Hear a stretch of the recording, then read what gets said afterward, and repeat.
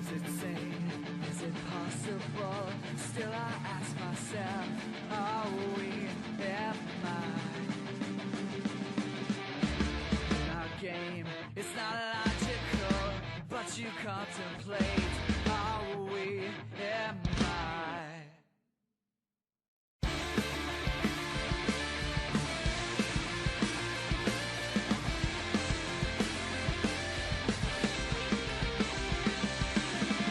I think it's sane, I think it's logical. What I don't you find? Are we, am I?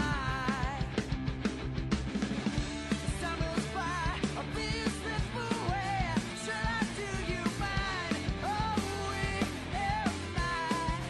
Fighting for love, raise me up and see my willingness. So fighting for love, raise me up and see my willingness. This is the way it has to be.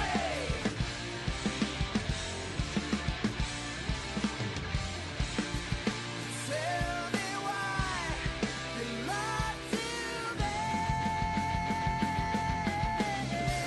Fighting for love, raise me up and see my willingness. So fighting for love, raise me up and see my willingness. Fighting for love. Raise me up and see my willingness. I'm fighting for love. Raise me up and see my willingness. I'm fighting for love. Raise me up and see my willingness. I'm fighting for love. Raise me up and see my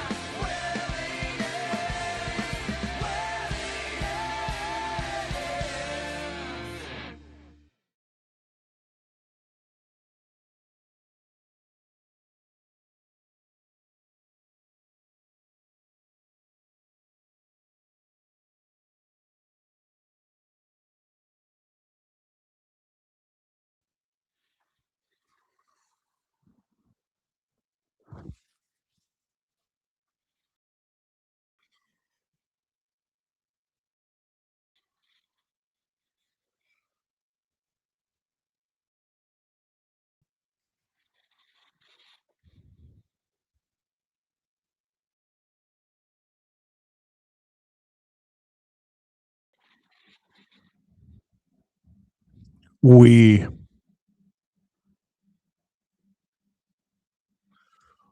We.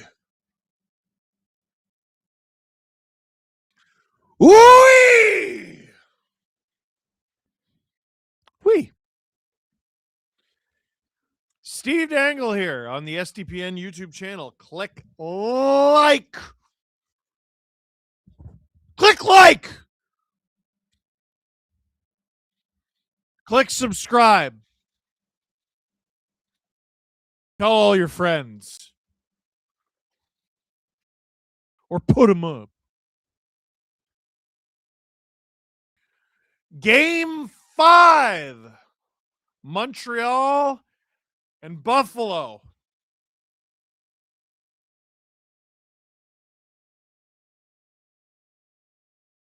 The series is 2-2. You know what's amazing? By the end of the night, this might be the only series left.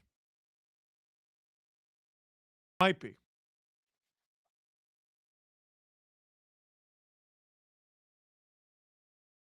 We got the Sabres lines for tonight.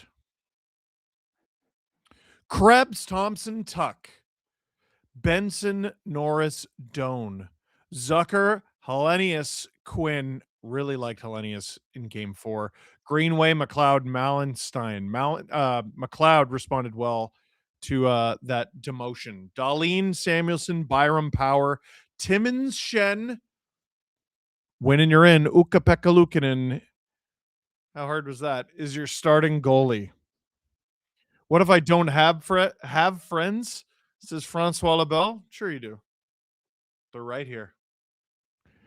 Habs lines: Caulfield, Suzuki, Slevkovsky, Newhook, the man who can't be stopped, Evans, Demidov, Bolduc, Doc Valeno, Texier, Deno, Anderson, Matthews, Matheson, Carrier, Hudson, Dobson, Jacky, Gooley, Dobish is your starter. Struble, I believe, is out there for warm-up, but is not playing.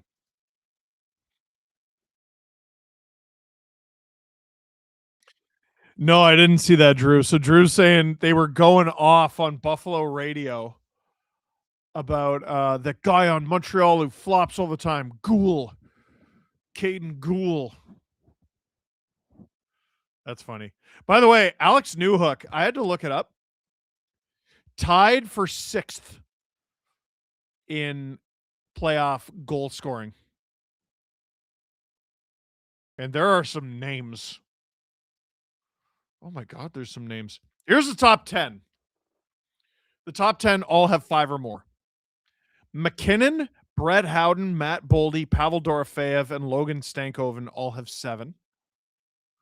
Mitch Marner, Brandon Hagel, still, and Alex Newhook all have 6. And rounding out the top, wow, how is this guy not still in the playoffs? Jason Robertson had 5 goals in 6 games, and Beckett Seneca has 5 as well. Newhook also has all 6 of these over the last 5 games. So saith producer Drew. Actually, all 6 over the last 5, but 5 of them over the last 3. On how many shots? He's getting lots of shots. Final game against Tampa, he had 1 shot, end up being the series winner, followed by 4, then 4, then 4, then 5. Guy's looking good. Fishing. While I don't like diving, if you ain't cheating, you ain't trying, as they say. You're not wrong. El Fishy, if the Leafs are wanting a defenseman, why not trade down to a team like Vancouver at 3, especially if it potentially means getting an unprotected pick? So, if you're a smart team, and whether or not the Canucks are that is up for debate, you know what the Leafs are doing. Why trade with them?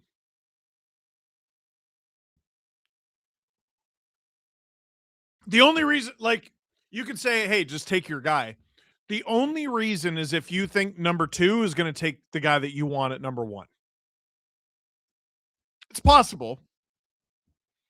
I like that the Leafs have options. But who cares about the Leafs? Am I right? Sabres, Habs, game 5, SDPN YouTube channel. Click like. Puck is dropped. Click subscribe. Tell all your friends. Puck is behind the Sabres net to start. Way up the ice. That's a dart up the middle. Dobson just turns everyone away. Back in the Sabres end. Loud atmosphere here in Buffalo. Dobson. Can't find Hudson. Slivkovsky. It's back to Hudson along the boards, all the way up the ice to Caulfield. If he had a little bit of speed there, he could have had a break, but it's on the stick of Zach Benson in his own end. Dobish. Dobish raining down in Buffalo.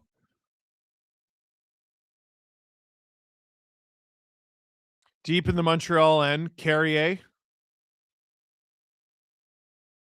gets out. Anderson receives it. Oh, Texier barely onside. That'll be interesting. Texier behind the net. Great move to get away from Power. To the point.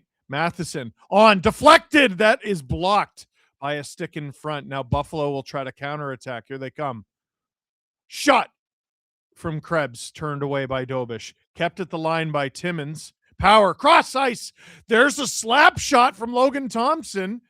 The thing I said he wouldn't do, he does very early, 93.5 miles an hour. Goodness gracious. On! That's deflected wide. Krebs. I like this Krebs. On. Stop by Dobish. Deflected wide. Dano. Krebs to me has been getting better as the series has gone. But there's a turnover. Hellenis off the side of the net. Quinn, who had a goal and then he didn't have a goal. To Timmins at the point. Quinn. Shot. That goes in! The Sabres score exactly 2 minutes into game 5. The Buffalo Sabres have the lead. It's Jason Zucker. Mother trucker. Off the deflection, 2 minutes in. That was Quinn. He fed the point. Back to Quinn. I didn't see it hit Zucker. Let's see. Quinn. Choo. Oh, it hit his skate. It hit his skate. I don't know if it hit anyone else in front. It could have hit Darlene. I think it goes off of Montreal skating in, maybe Matheson or Dano. Last playoff goal, April 21st, 2024, says the broadcast for Jason Zucker. I missed game 1 and game 4 because of IRL stuff. I'm here for games 5 through 7. Also have a brand new Dobish jersey, 63 shipping. Oh my God. So according to pattern, Dobish goal tonight. How is Drew not still hungover? Oh my God, I know that game was insane. Caulfield reminds me of those Ewoks from Star Wars, says Girthy Bettman. This building's loud. Shots 3-0 Sabres. New hook. No one's there. He's got to go get it. Blocked. Turned over. Oh, baby. Sabres looking good. Merde sur un bâton. This is Francois Lebel. Jack-Eye and Greenway tied up. Jack-Eye wants him to go so bad, and I just don't think it's going to work. Drew says, what's there to be happy about? Job's not finished. Doan. Benson. A little over 3 minutes in. Norris has it picked off. Again, there's no Hab there. Darlene. Boy, Montreal does not look good to start. Buffalo is really running the show here. Benson finally has it taken off of him. Dobson. Oh, Doc. One-on-one against Connor Timmins. He shoots. Stopped by Lukin and rebound. Off the side of the net. Looking for a bank. Bolduc hits Timmins. A little high. Nearly exact same as Suzuki game 7 goals, says Daniel. Yeah, you know what? I see it. I see it. Matheson with it in his own end. Slav up the ice. Suzuki hits Byram.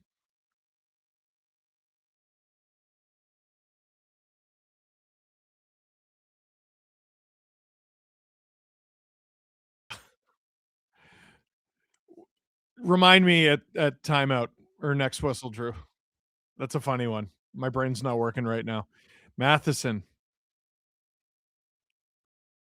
Zucker's first to the playoffs. That's crazy. Matheson. Gooley. Gosh, they're loud in Buffalo. Up the ice. That's a dart, and it's icing. 15:22 to go in the first. Anderson didn't like how quick that icing was. Jack Eye and Greenway having a nice little chat and warm up.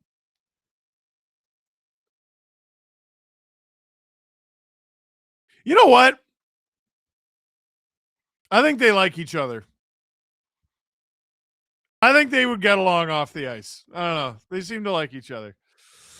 I take it producer Hayden got to work from home today. Yeah, he did. Must have been a very interesting morning. Oh, but he handled it like a champ, I gotta say. He was in the group chat immediately. He was talking about how much he would offer for Austin Matthews. Has Hayden checked in? You know what?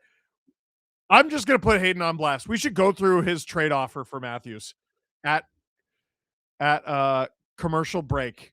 We should get it in the chat, and I should cold call him. Ooh. West Richard sent 5 SDPN memberships. That goal was illegal. Buffalo scored it. That's valid.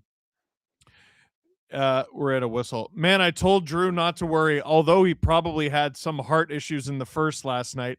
I mean, I can't blame the goalie. Those shots were just amazing. Well done. See you next season, Drew, from a Wild fan.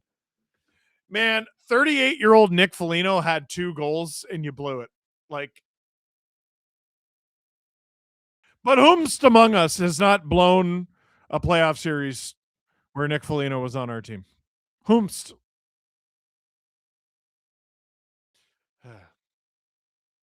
Habs can't hold the Buffalo zone. Here they come. It's Luke Shen. There's that patented Shenner stride. He throws it around. Greenway. That's Malenstein. McLeod. McLeod. Good job here. Keeps it alive. This is a good fourth line shift here. Power. Didn't trust McLeod there at the blue line.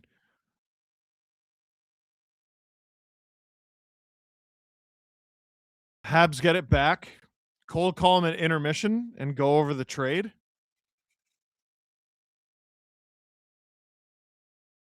So here's the thing. Hayden is a private citizen.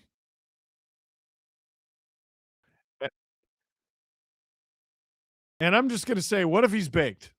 Lane Hudson walks the blue line, shoots, rebound. Oh, that's a good stop by Ukko-Pekka Luukkonen on Cole Caulfield. Oh, Hudson didn't know where the puck was. He gets the turnover, though, and he's patient. Suzuki battling Byram. Timmins takes it. Turnover! Slavkovsky! Suzuki! And they score! Suzuki sets up Cole Caulfield for the tap-in.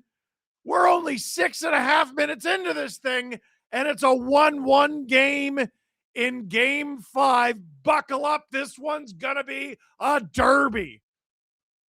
Quite the eventful shift for Lane Hudson. Holy cow. He's here, he's there, he's every friggin' where. And boy, the next, I promise you, the next words out of my mouth were going to be how good Connor Timmins has been playing in these playoffs. He coughed it up and then lost his man. That's why that goal went in. Bad from Connor Timmins. Kerfoot had 6 points in 7 games in 21 against the Habs. I like to go back to that one. Also, your employee. Oh, I know. Yeah, we finally made it to round 2 after 11 years just to run into the wagon that was the Colorado Avalanche FML. Couldn't believe McKinnon could make that shot, but not at the Olympics. Yeah, there was a lot of that going around. Oh, rebound again! Matheson, Doc, it's in the blue paint. Back to Matheson. Matheson on. Stop by Luukkonen. The Habs had an awful start to this game. And they arrived all at once on one shift and scored on it. Oh, Doc's got to bury that. Caulfield's first ever empty netter. Joke, I know. Yeah, go boys, go. Choo choo, says Francois Labelle. Steve Dangle here on the SDPN YouTube channel. Click like, click subscribe, tell your friends. Drew, what was the thing? I forget. Oh, so Drew and I have been making playoff prediction videos for a long time. Uh none of the teams I have ever predicted to make it to the Stanley Cup final have ever made it to the Stanley Cup final. This year I have the Avalanche and the Sabres. So Drew, the thing is none of my finalists have oh my god. None of my that's so bad. None of the teams I've ever predicted to get to the final have ever made it to a conference final. So if Buffalo wins, I go 2 for 2 for the first time. That's crazy. Even 1 for 2 would be for the first time. Scott Dreger, who would have guessed Buffalo would be this good?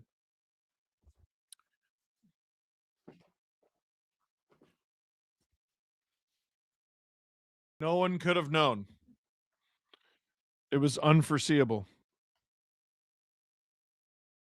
Simply.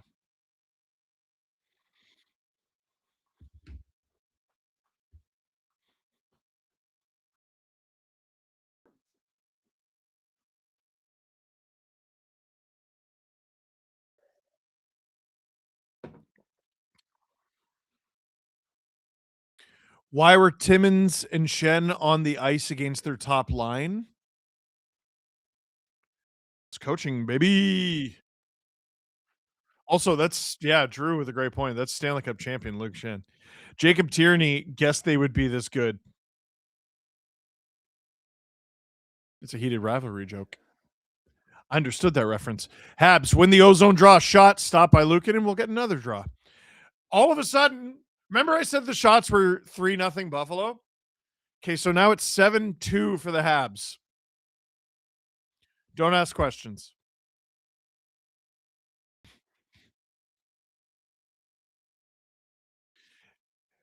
That replay, you really see the anguish on Timmons' face. He knows. Did you see the clip where Lindy Ruff tossed Zach Benson a beer after their last game and told him he was legal to drink now because he turned 21? I did. Habs win that back to Hudson. On. That's deflected into the corner. Caulfield after it. Oh, picked off by Josh Doan. And he's got Benson. Love this Benson. What a move past Hudson. But he's in the corner. He's got to battle him. These are two diminutive players, but they're both pretty good at hockey. Back in the corner. Benson and Hudson again. Dobson intercepts. There's so many Suns in this series. Norris. Power. Blocked. Still available in the slot. It's back to Power. Back to Doan. And he scores! I told you it was a derby. Josh Doan with a rocket of a one-timer. Not even 8 minutes into this thing. We got 3 goals, and it's a 2-1 Buffalo lead. A give and go, Doan to Power to Doan. Whack! And in the back of a net. Sheesh. He kept that thing nice and low, and I'm not sure it hits anything. Dink. What a shot! Beautiful shot off the inside of the post, and it doesn't touch a thing. It's actually kind of a miracle that doesn't touch anything. What a shot. I missed a super chat.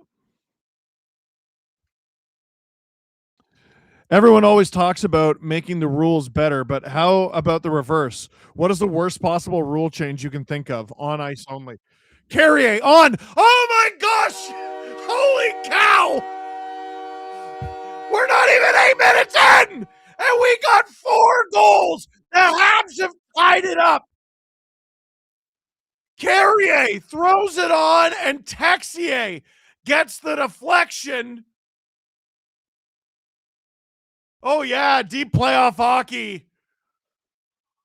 They really tighten things up defensively. Buddy, we're averaging a goal every 2 minutes. Back to the point, on, and it hits Texier's leg and goes in. and it's Luke Shen in a battle with him. This Buffalo Sabres third pair is getting eaten up. I shouldn't even say third pair because it's Shen out there with Darlene. Yeah, is this Avalanche Wild game one? That was 9-6, Drew. How dare you? Weren't you watching? Weren't you? That's Drew's Eastern bias. He doesn't watch the Western Conference like I do. Anderson. That's a good question. What's the most the Habs have scored in these playoffs? 6? What did they score in game 3? Demidov battling Timmins. Demidov. Pass shot. Blocked away by Luukkonen. Are you kidding? I am not. I've seen enough swap both goalies. They might. Icing against the Habs. Man, this is an all gas, no brakes kind of game, huh? Yep. Sorry. That poor super chat from Daniel D. I'm finally going to get to it. Everyone always talks about, oh, yeah. So, what's the rule I would change to make everything worse? Drew says bring 2-line pass back. Oh, that's a good one.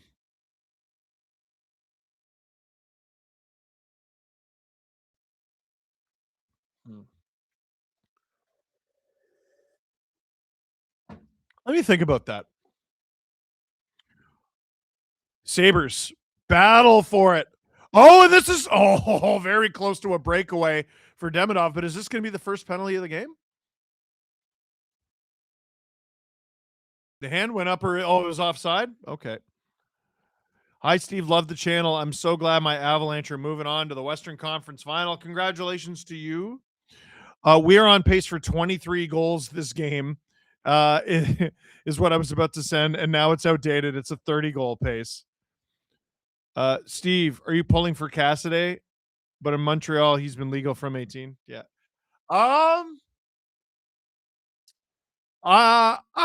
I'd be okay with Cassidy, but I kind of want an outside the box hire. Didn't see the live stream in my subscription feed. Had to go to the SDPN channel directly. Just a heads up. Oh, that's odd. Thoughts on the Canucks hiring Ryan Johnson as GM and the Sedins as co-presidents of hockey ops? So I know two things about Ryan Johnson with the Canucks. Number one, I've only ever heard good things about him. Number two, he's a huge Tegan and Sarah fan. And I know this because Tegan told me. Cycled in the Buffalo zone. Darlene has Bolduc on him. Whoop, Doc blew a tire there. All the way down the ice. Is this going to be icing? Yes, it is. 10-13 to go in the first. This might be the longest gap we've gone without a goal. All face-offs happen at center ice. Oh. No icing on the power play. I've suggested it before, but I think it would secretly make the game way worse. Get rid of the trapezoid. Get rid of the trapezoid. No forward pass is crazy. You know what? That's got to be the answer. Remember that 10-7 Leafs Wings game? I do. Is this game going to beat the number of Avs goals in mini? No, they're going to tighten up. Unless they don't. I've always liked to imagine under 21 players who win the cup are just sipping apple juice in the corner while their team are chugging beer and champagne. Yeah, no, I don't think anyone's ever been arrested for that. Holy cow, I can't keep up with the super chats tonight. Darlene, up. Samuelson. Passed. Hellenius. Shot. Scores. Oh, pew. Hellenius along the ice. Dobas shouldn't have allowed that in a million years, but that kid deserves one. He was excellent in game 4, and he gets rewarded in game 5. Consta Hellenius, that is 3 goals on 5 or 6 shots. Oh boy, oh boy, oh boy. That's an awful goal for Jakub Dobas to allow. That's just a kid shooting for a rebound, and he beats him 5-hole. Another low one. Yeah. And St. Louis looks at his assistant right away, and he's like, what do you think? First career playoff goal for Hellenius. And they're not pulling him yet. By the way, that's the worst tape job I've ever seen, and it just scored a playoff goal. 5 goals. So we're a third of the way there to the 9-6 Minnesota-Colorado game. Slavkovsky. Suzuki takes it off Power. Power gets it right back. Leafs going to hire Dom Ducharme. Tell Adam. Adam would go to the hospital. Do the Oilers do the right thing firing Knobloch? I don't think so. Caulfield. Well, if it was the right thing, there was a more right thing they could have done, and they didn't do it. Matheson. Oh! Suzuki and him weren't on the same wavelength. Oh, you would have had a gimme. Should I take this Dobas jersey off? Maybe. Football-style penalties and free kicks, no box. What about Jessica Campbell? Is she available for head coach? That's interesting. That would certainly be outside the box. Anderson gives it away, and this is a partial break for Greenway. He stops up. He waits for Mallenstein. He didn't have the speed. Gooley takes down Mallenstein. No call. Anderson smacking the puck around. Oh, boy. Oh! McLeod almost had a clear break. McLeod feeds the point. Samuelson on. That's stopped. Fans wanting an interference call in front of the net. It's Jackeye and Greenway again. Best friends. And now here's Anderson. Partial break. He loses his glove. He's complaining. The refs are very clearly letting it go. Thompson loses it. There's too many men. No call. They're letting it all go. The fans got to pace themselves. You're all going to pass out. Evans, he's hit by Shen. Whoa, Demidov steps into Logan Thompson. Oh, I screwed it up again. Tage Thompson. It's along the half wall. Habs fire it. Newhook couldn't catch up to that. Darlene stops up once entering. Passes cross ice. Oh, big kick save from Dobish. Holy cow. Newhook. I don't think he gained center. Refs do. Veleno. He's going 1-on-3. It works because Doc helps him out. It's to the point. On. Another deflection. That one's wide. Loud Dobish chance here in Buffalo. Zucker. They're calling him Hellenuce, so that's what I'm going to start calling him. Quinn.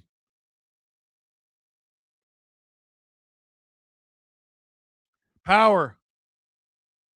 Doc. Clears it. Best rule change. Bettman lets a Canadian team win. New rule. Teams can hire a merc from another team. I think that's cool as hell. Good defensive stick there from Caulfield. Matheson. Sabres have gone right back to dominating here. Power.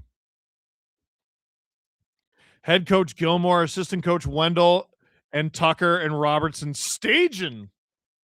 Byram. Steered away. Dobson. Where's the puck? Icing against the Habs. 5:43 to go in the first. Holy. Patrick Waugh for Leafs head coach. Thoughts? Well, if you hate the media, I'm pretty confident he would beat one of them up. No penalties, yellow and red cards instead. Steve, go Abs, go. Just tuning in. What did I miss? Oh my goodness. Unless McDavid himself wanted him gone, they should have kept him. They're paying him anyway. I have bad news. This game has me feeling like a Sandman entrance.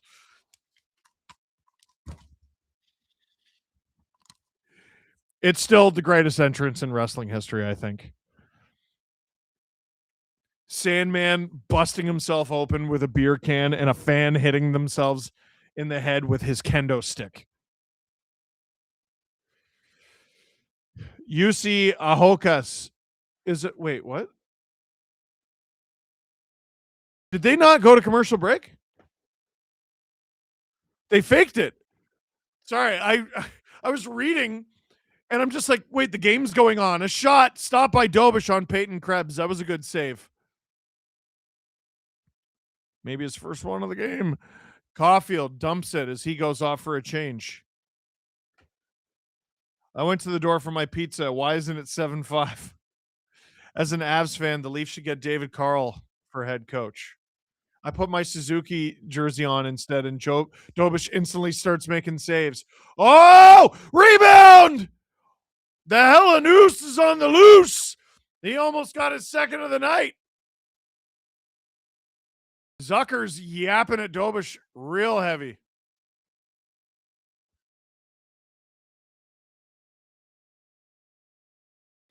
Now they're going to commercial. Jesus. UC Ahokas is a great option for the Leafs' first ever European coach that won the OHL championship. He's fascinating. Oh, Jessica Campbell. She and I have something in common, but she doesn't know it yet. And also, I'm not allowed to tell you about it until it'll get announced sometime in the summer.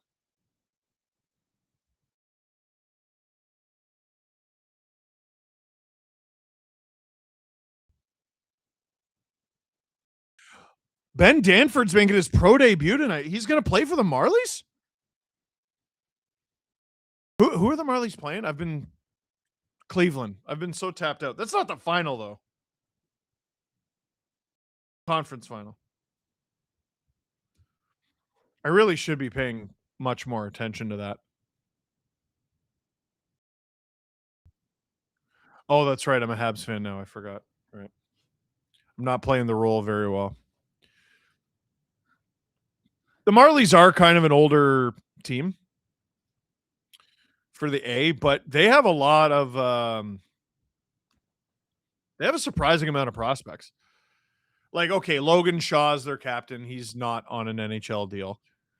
Quillen's a prospect. Grew is, I don't know what you call him. He's not quite a prospect, but he'll be on the team next year. Boria Vallis is a prospect. Sim Hames. I don't remember if Ryan Kierwan's on a NHL deal. Easton Cowan is down there. Who else is down there? Twerberg is down there. Kressler. A ton of defensemen. 1, 2, 3, 4, 5, 6, 7, 8, 9, 10, 11, 12, 13. Playoff rosters in the AHL are hilarious. The Marlies official website has 13 defensemen on it. What do you think about the Oilers firing Knobloch today? Good, bad? It probably needed to happen, but like Bowman should have gone first. Mike Milbury for Leafs head coach. I'll fight you. Break the mold. Break the mold. Dr. Haley Wickenheiser for head coach. You going to be the Kraken's new assistant coach? Drew, they're playing Blink 182 and it's not in Colorado. What do you think? Oh, you're fade to Ophelia. I'm going to send a link.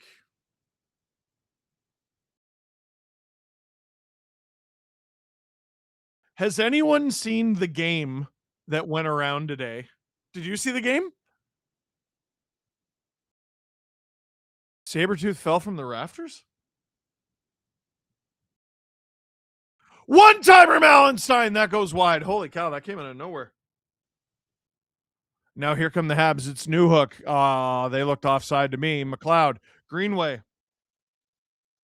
Greenway's had a great game so far.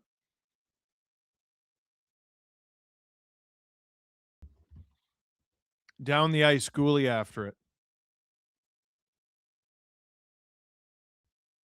Power retrieves it in his end. Demidov. Jackeye cycles it. Almost centered. Buffalo. Good sticks. Oh, Bolduc had his stick stolen. Jackeye. Under 4. Whoa! Jackeye almost scored on Dobish. Oh my God, that would have been crazy. It hit Dobish's skate.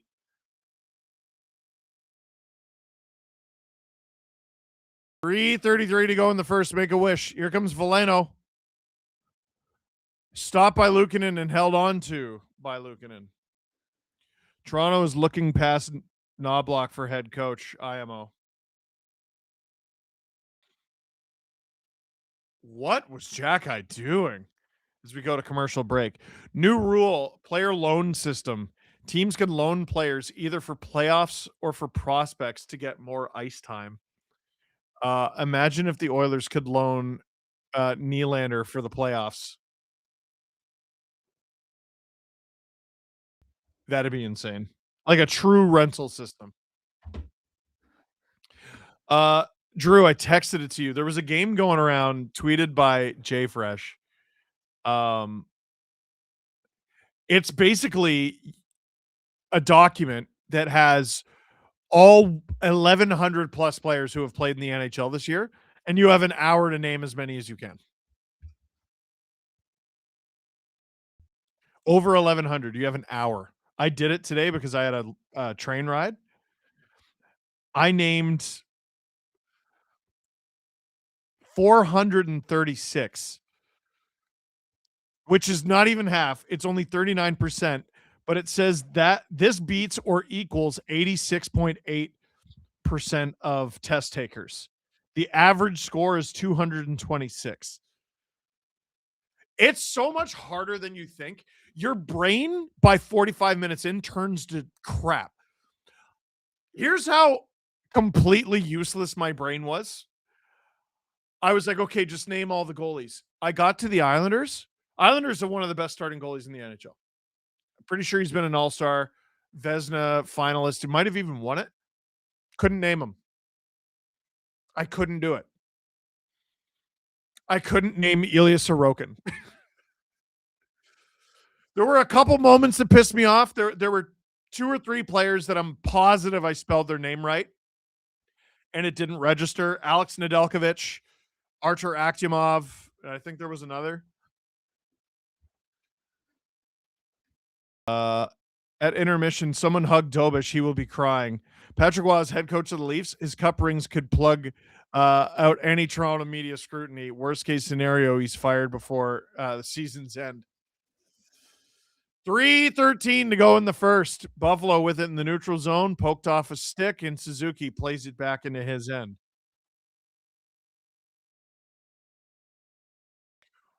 Robert Malloy said their friend got all but one player. Tell them I said they're lying. I just don't believe you. There's no way. There's no way you didn't cheat. Yeah. So here's what the list gives you. You're not just going like it tells you all the jersey numbers on the team so you can scroll and they like sort of help like thought starters, right? So like I'll give you an example. Minnesota, I saw 38 and I'm like, "Oh, that's Hartman." Right?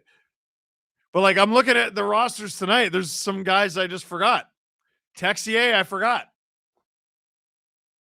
Did I remember Bolduc? I can't remember.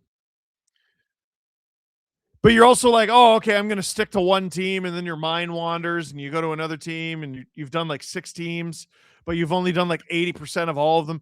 It is so much harder than it sounds, and I think it personally sounds hard. Byram spins off a Texier.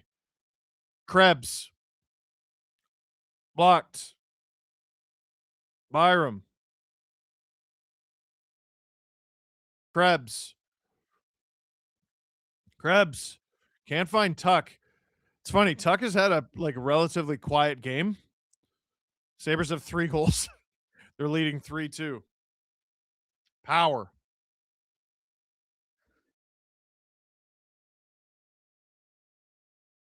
Up the ice into the corner. Hudson retrieves it. Zucker on him.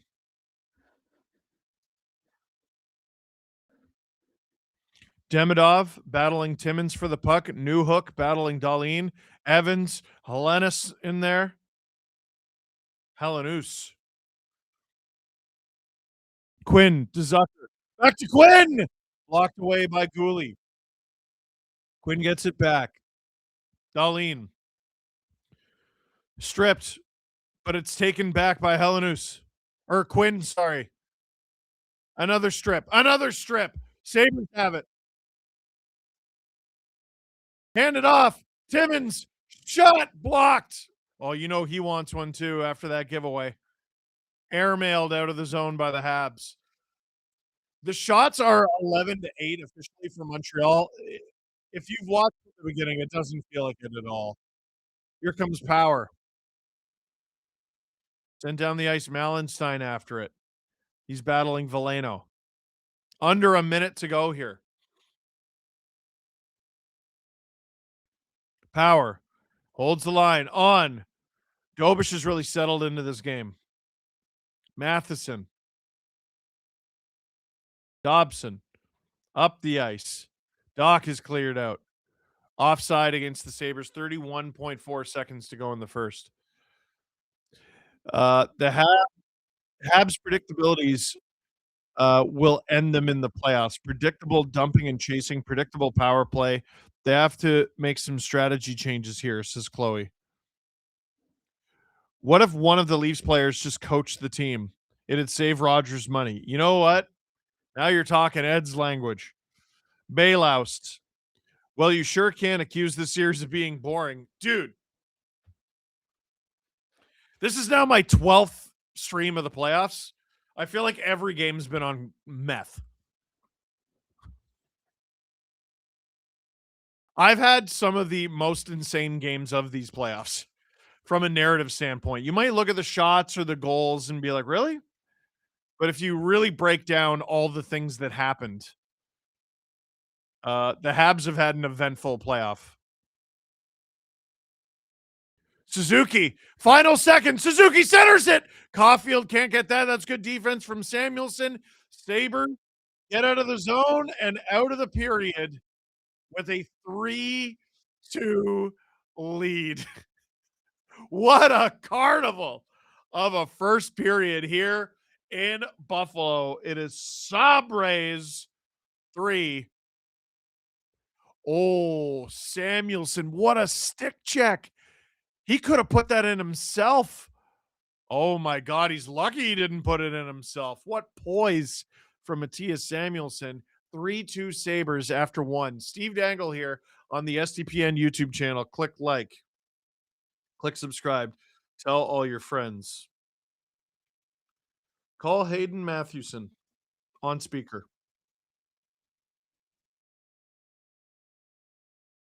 It didn't work. It's supposed to, but I waited too long.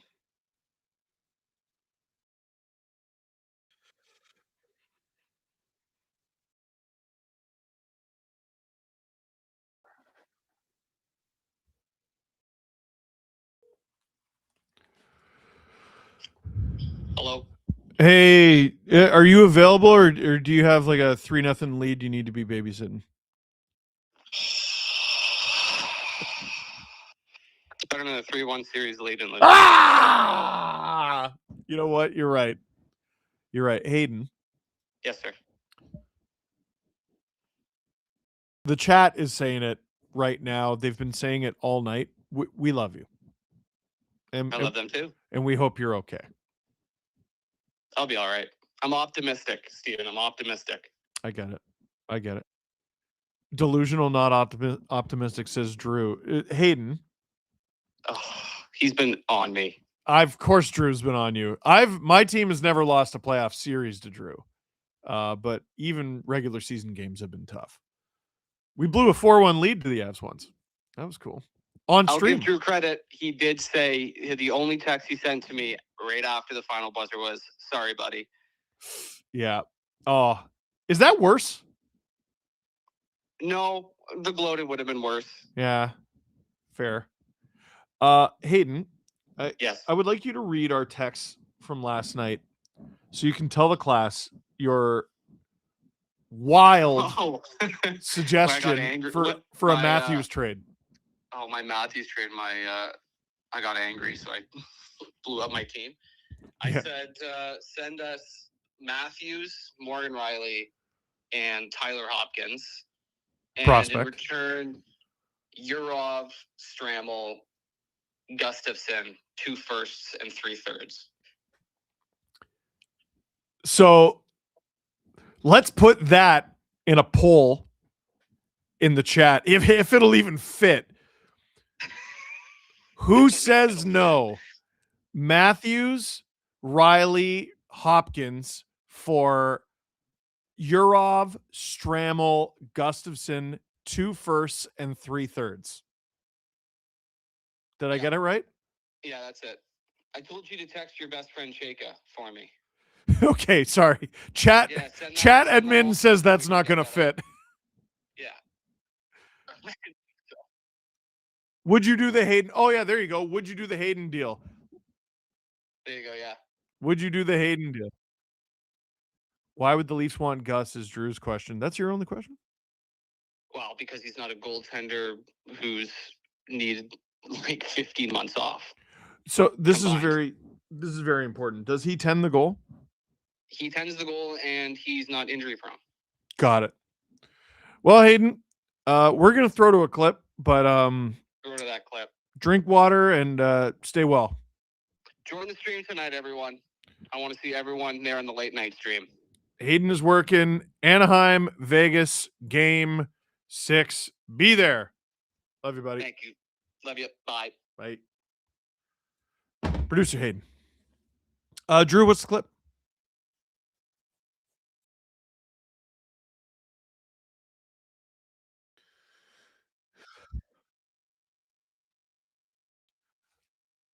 Oh.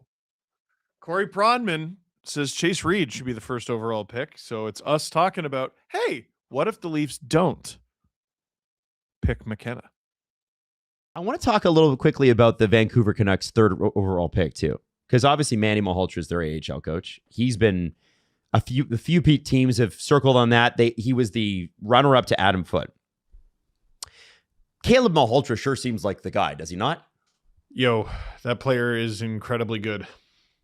Like he seems like the guy that Vancouver's going to take. He is incredibly, incredibly good. Played with the Brantford Bulldogs.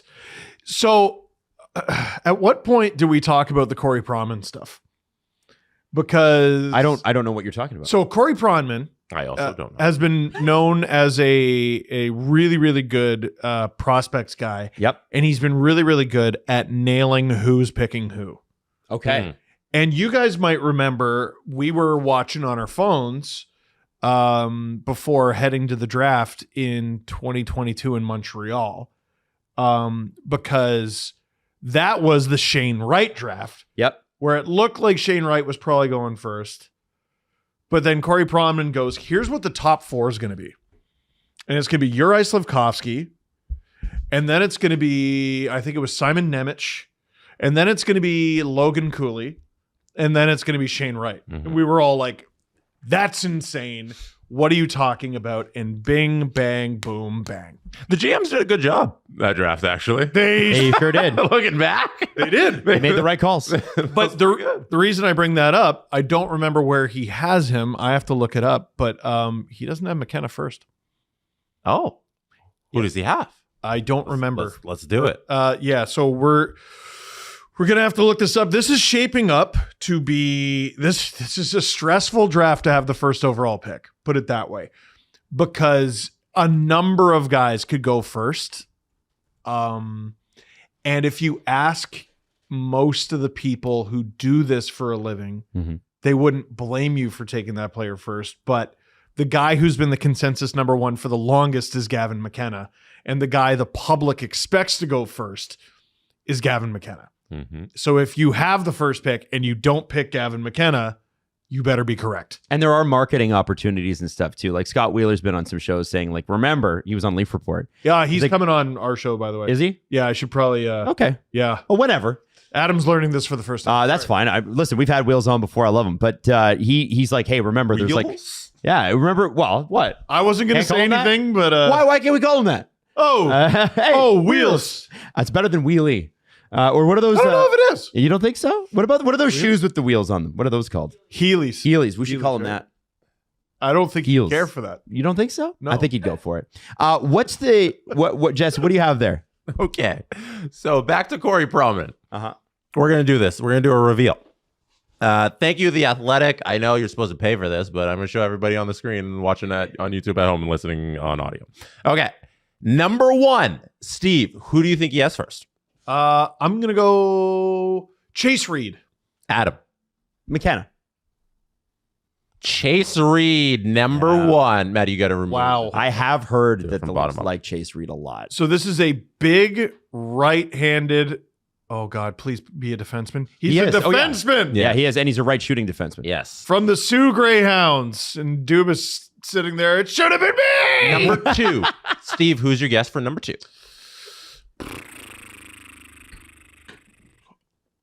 Caleb Malhotra. Adam, do you have a guess? Stenberg. Oh, we have at number 2, Albert Smith. Wow. Latvian Yeah. god from the Olympics. Man, I liked Albert Smith. Germany. Oh, Germany. Excuse me. He's Latvian. He plays in Germany. He is out of Germany. Yeah. He was great in the Olympics. Playing for Munich. Shoots left, 6'3", 205. That guy's a monster. Albert Smith. I'm shocked that Second he's overall. only 205 pounds. Like seeing him at the Olympics, he's a big boy. Like he's Do you monstrous. think this is what San Jose needs? Yeah. Yes. Yeah. Yes. Oh, 100%. A defenseman of any kind, pretty much. Yeah. Okay. They're going lefty defenseman San Jose at 2. Toronto went Chase Reed, D right-handed at 1. Number 3 is the Vancouver Canucks. Malhotra. Who do they go with? Malhotra. According to Corey Pronman. It is Whoa! Eaton Vera. Wow. From North Dakota, playing out of North Dakota, sorry. 6'3", they added that. 6'3", shoots right, D, 212. Also, they should say where he's from. Yeah, they should add that too, instead of just the team that they're playing for. Yeah. Yeah. I think he's Canadian. Yeah. They just well, look at Smith's, right? That's a Latvian jersey. I think he's Latvian. Chase All right. Reed, it's like, yeah, he's always. Last one, number 4. Who is it? Gavin McKenna. It's got to be Gavin. Gavin McKenna. Wow. Number 4, 2. That would Whoever be, picks fourth. Who is picking fourth? Is that Florida? No. No, they're ninth. Vancouver's 3. Mm-hmm. Calgary. No, Calgary Rangers? 6. Calgary 6. Rangers. You tell me. I don't know the answer. Okay, hold on. okay. NHL draft order. At a Penn State, out of Yukon. Why did I know that? Whitehorse? Yukon. Yukon? Chicago. Whitehorse. Yeah. Blackhawks. So he get to set up Bedard. Oh, not bad. Holy Blackhawks shit. take That would be good. McKenna. That would be good Okay. for them. Shoots left, 5'11", left wing. So let's. Thank you, Corey. Leaf fans, I think it's important to have this conversation now so that we're not blindsided by it in June. Corey knows what he's talking about. Mm-hmm. And Adam, based on conversations you've had and based on conversations I had, the notion that it might not be McKenna did not fall out of the sky. It might not be McKenna. Mhm. Let's devil's advocate this. Holy smokes, do they need any kind of elite defenseman?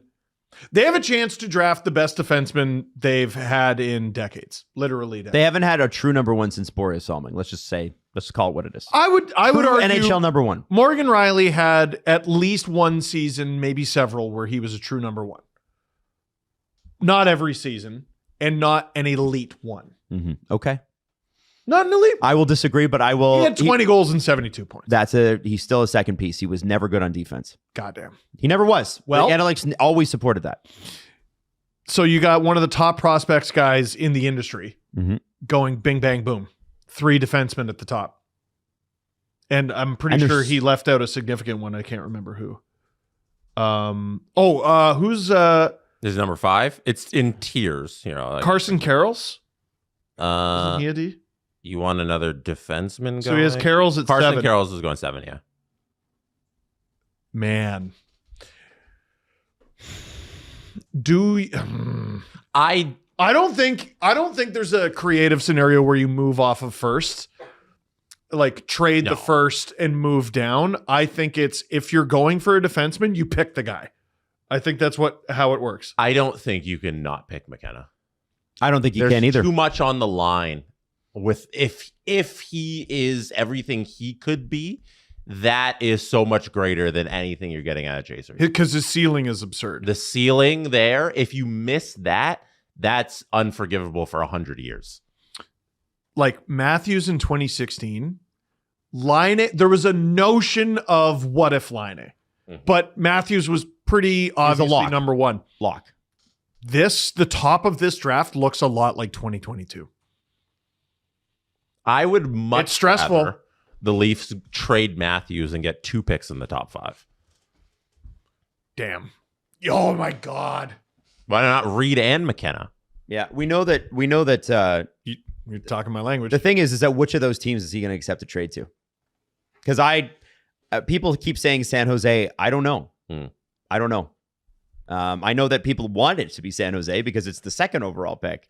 He was born in California, but that doesn't necessarily mean he wants to go there. Yeah. How many Ontario-born players are like, I'm not going to Toronto or Ottawa? Yeah. Screw Many. that. Many. A lot of them. I mean, that is Jesus, that's a big organizational swing too, right? Like, and that is a conversation for this offseason. Yeah. Matthews has made it one. Yeah. I'm not sure I'm going to be back. Home is a concept. One story I heard about Joe Thornton back in the day is if he was going to sign back home, quote unquote home, it was going to be Detroit because the Red Wings were closer to where he grew up than the Leafs. Right.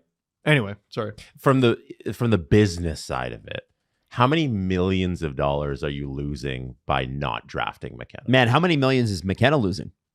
Well, I don't care. I care about the Leafs. Yeah. I mean, Yeah. well, Like, all due respect, kid. Yeah. I'm thinking about from that perspective. you are. For them making that decision of taking him there, it's just not comparable. You look at something like Instagram followers. He's got 200,000 Instagram followers. You go to Chase Reed's Instagram, it's 6,000. Holy shit, These aren't really? comparable people. Wow. Not yet, anyway. Not yet, for sure. And that's something. Honestly, you guys will go, well, that's so stupid. Who cares? Whatever. It's like, no, that factors Yeah. in. Not listen. If Chase Reed was the clear cut winner, That gets fixed overnight, by the way. oh yeah, Chase Reed will have 2. If he gets drafted first overall here, he's going to be By the Leafs, yeah. But here's- people are probably upset at me for bringing something like that up.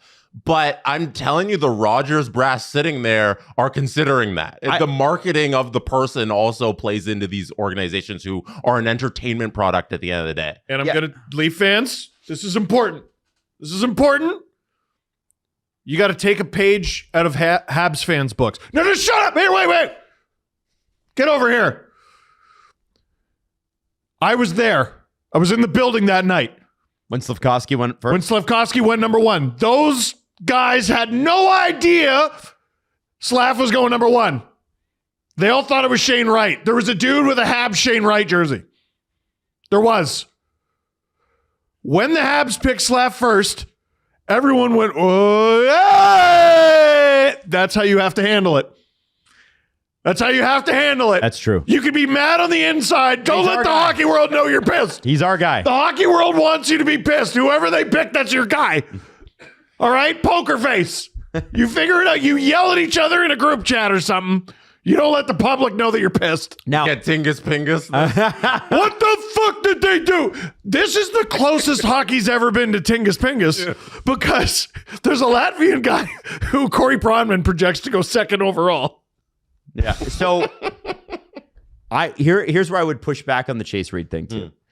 He's never heard of Lativia? The window. The window.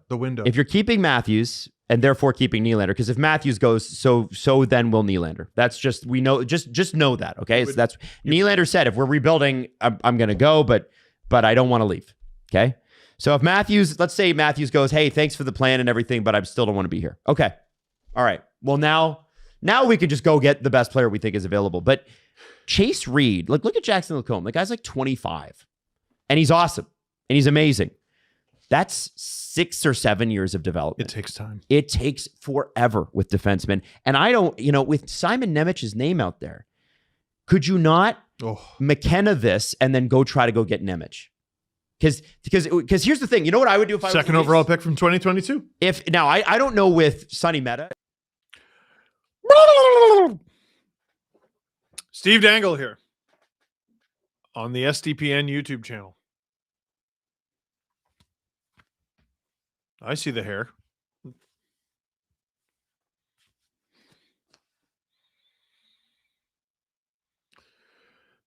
Someone asked me what our latency is. And I said, I think 7 seconds. And I think it's like 2. I don't know when that changed, but I'm happy about it. Steve Dangle here on the SDPN YouTube channel. Click like, click subscribe, tell all of your friends. Boo doo boo boo boo. I think the chat alluded to it, but Promin's mock draft has McKenna at first. That article is his ranking of potential, not draft order. Oh. Pronman believes Reed will be the better player over McKenna. Well, I don't care for that.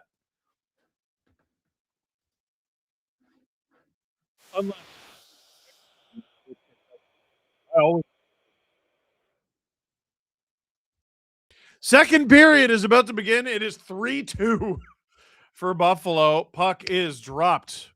They didn't mess around there. Dano won that draw. And the Habs are offside 5 seconds in. That's the fastest I've ever seen.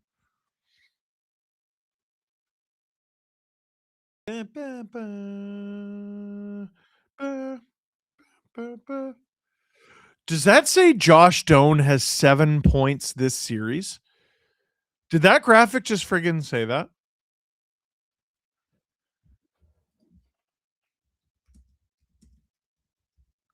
Those are Mitch Marner numbers. What the? Wow. Actually, he's on quite the point streak dating back to the Boston series. 1.2, 1, 1, 2. And then tonight, he's got at least one.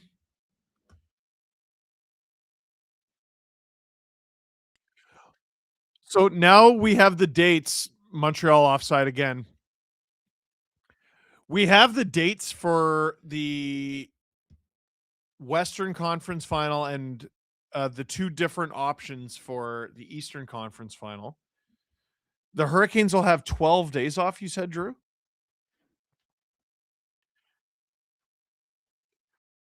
10 days off if this series ends in 6. 12 if it's 7. Wow.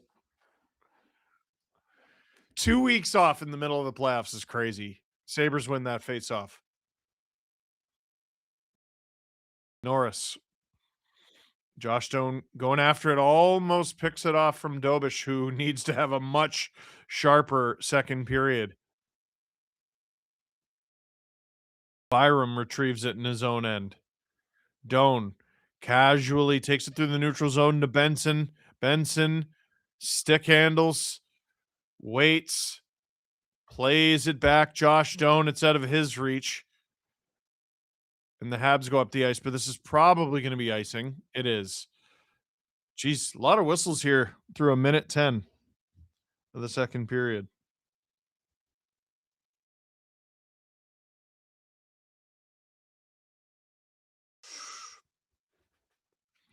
So my beer league team, our goalie puts a GoPro at either end of the ice. And last week's game, which unfortunately I wasn't able to attend, one of our guys scored a goal right off the other goalie's nuts. And we were looking at that and laughing at that. Caulfield! Shot! Stopped by Ukko-Pekka Luukkonen. Also sorry to Team Yellow's goalie. Cassie, you don't need to know. Sorry I'm late. I had a situation, to put it lightly. Well, I hope the situation is going less of a situation.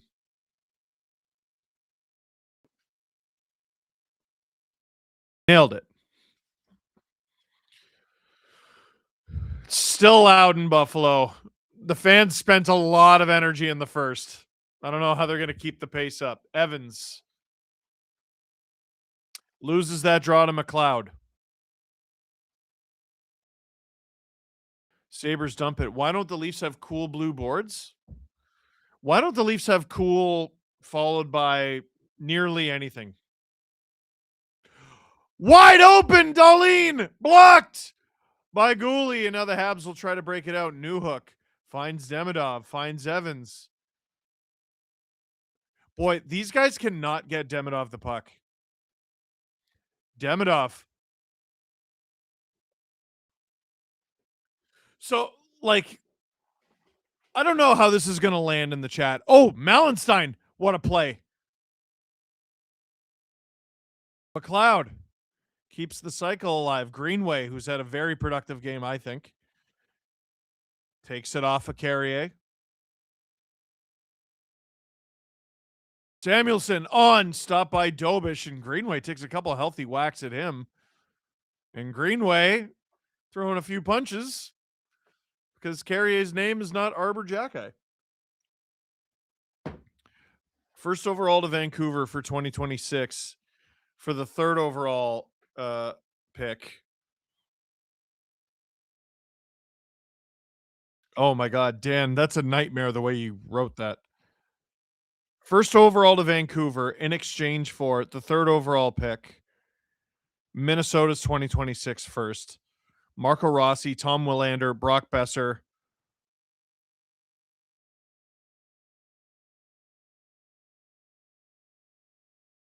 I'm very confused by what you're saying, but it sounds lovely. I will take an abundance of good players. Can't talk about it, chat. Game's been nuts. Suzuki wins that draw on his end. No, he doesn't. Benson steals it. Samuelson, who's had an incredible game, puts that just wide. Norris holds the zone. Habs lead in shots 12-10, but don't let that fool you. They've been reeling for a lot of this game. Matheson stops up. Hudson almost blows it. Benson. Doan. One-timer is not shot well by Norris. Norris fights to get it. Almost gets it to Doan. Norris. Suzuki doing a great job here. Doan! Gave it away to Doan. Samuelson. Benson. Doan. Who's hot as a pistol. His dad is in the stands. They showed him on the broadcast. What a move from Benson! Can't find Norris. Oh! Norris just wide. Tuck is out there now. Habs can't clear the zone. Benson and Hudson have been going at it tonight. In front. Boy, those are tired legs out there. You can see them from the Habs. Blocked away by Dobish. Still can't clear. Slav, good defensive stick, which he has done underratedly in these playoffs. Airmailed all the way down the ice for Hudson. Oh, boy! Thompson! What a move and what a stop from Dobish. Not even 4 minutes into the second period, and Buffalo is running Montreal's show. But the Habs stay a shot away. Wow. Benson won 13th, huh?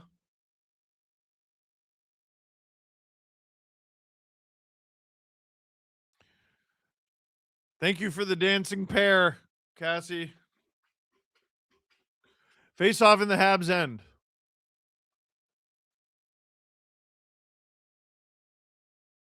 Cleared.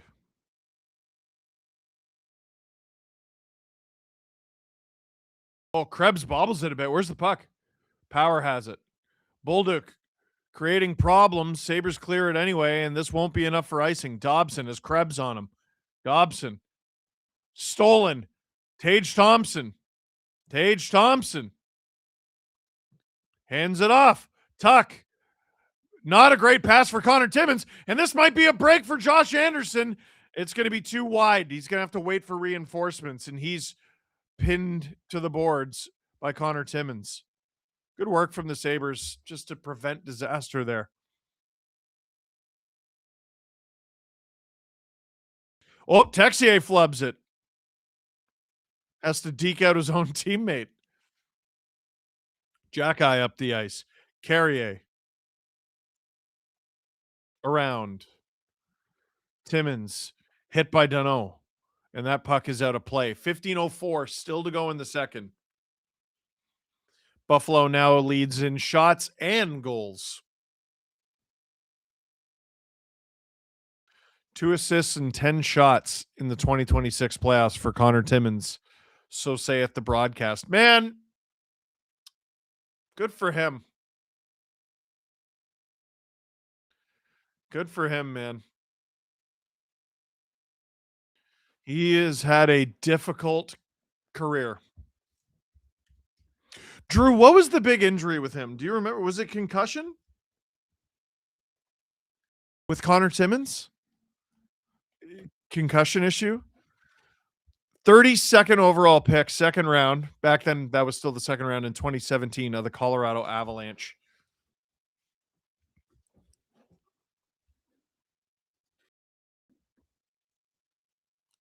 Greenway. Chasing Hudson. Hudson spins off him. Passes up the ice. Evans flubs it. Evans' body language has been absolutely rotten these last couple games. Way too much going to the Leafs in Hayden's deal. The Canucks are at the beginning of a rebuild, and this would mortgage their future for one pick. So, Dobson, he dumps it. Can we get a chugga, chugga, chugga, chugga, chugga, chugga, chugga, chugga, chugga, chugga, choo, choo? Yes, you can, always. Greenway with it in his own end. Carrier, whoop, flubs that. McLeod hands it off. It's Doan again. Doan! He's going to outscore his dad at this rate. Matheson. In front for Evans. Airmails it. Slafkovsky trying to chase it down. Doesn't work. Sabres. They have numbers. Norris shot! That's over the net. Habs again, just trying to slow it down at every turn. Oh, Suzuki picked off by Benson. This kid's unreal. Benson. Cycles it. Suzuki trying to get it back. Quinn. No penalties in this game yet, by the way. Jack Quinn. Shifty. Quinn. Centers it. Norris. Blocked. Quinn. Yeah, offensive zone possession, 7.5 minutes to under 4. For those of you who were confused by my comments earlier. Helenus hands it off to Quinn. Picked off. Oh, what a defensive play by Quinn. Can't get it to Zucker. Slav off the boards to himself. Here he comes. Dobson. Caulfield. Having trouble with Helenus. He's tired and has no speed. Here's Owen Power. First overall pick. Owen Power flubs it. Shoots it. It's wide. Gooley. Almost has it picked off again. Here come the Habs. Oh, what a bounce. What a move. Shot. Oh, Veleno just goes wide. That was crazy. That would have been one of the goals of the playoffs. Veleno. Pokes it to the point. Gooley. Bolduc can't handle that. Hudson didn't make a decision quickly enough. Sabres send it down the ice, but this will be icing with 12:05 to go in the second. That was nasty from Joe Veleno.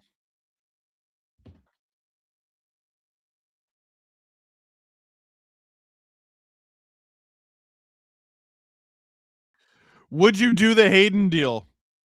No. You know what? No is only 60%. Yes is 40%, and that's 571 of you voted. Hey, click like. Click subscribe. Tell all your friends. Hudson off the draw, and they tie it again.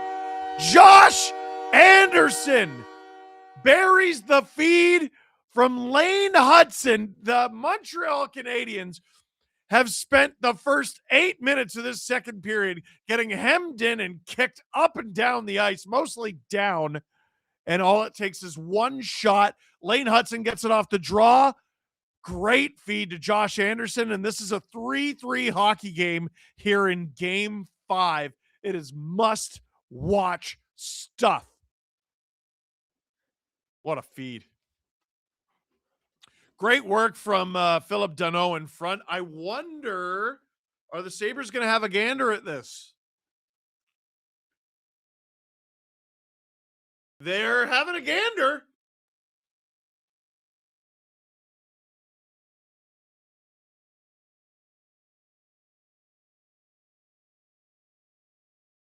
But they haven't called a timeout. And now it's too late. Puck is dropped. Third of the playoffs for Josh Anderson. Hudson with his 9th assist. Danault with 5. Safe to call it Benson's coming out party? Oh, 100%. Love the way this kid plays. Anderson. Carrier. Now the Habs have come alive all of a sudden. 13-13 of the shots. Carrier. Danault. In front. Texier has it knocked away from him. Oh, creates a turnover. That's a sharp save from Luukkonen. Tage Thompson in his own end.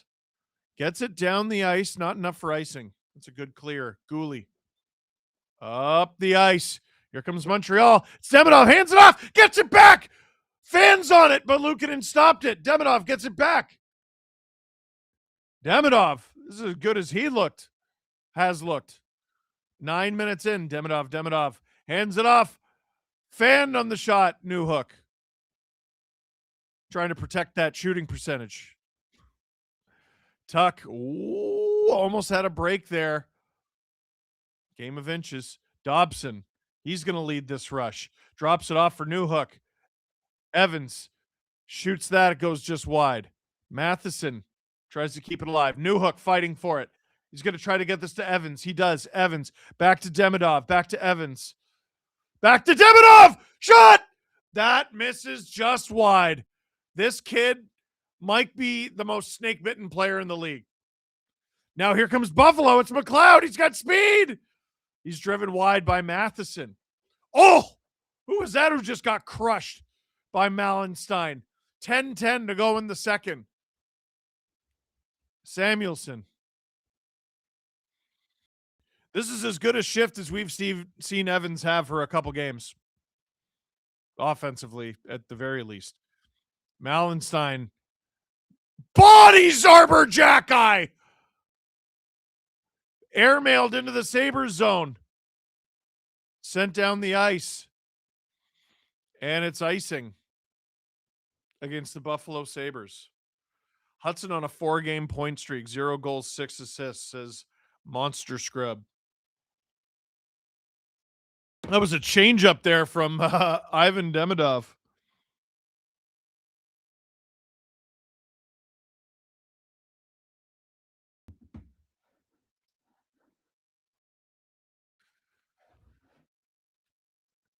Demidov, no playoff goals. So what I was saying earlier, they don't get him the puck. Like every time I see Demidov, he's getting the puck himself, which is a good quality, and you want your stars to be able to do that. But good players usually play with players who can get them the puck. And I just haven't seen that for Ivan Demidov. Oh, Caulfield had a wide open net there. Oh, Benson in a race with Hudson. Hudson wins it. He had a head start. This could be something for the Habs. Caulfield puts that just wide. Slafkovsky couldn't quite find him the way he wanted to. Hudson, beautiful sauce over to Dobson. Dobson pass. Suzuki, rebound. Slafkovsky is stopped by Luukkonen. And the Sabres just airmail it down the ice. Dobson, stolen from Suzuki.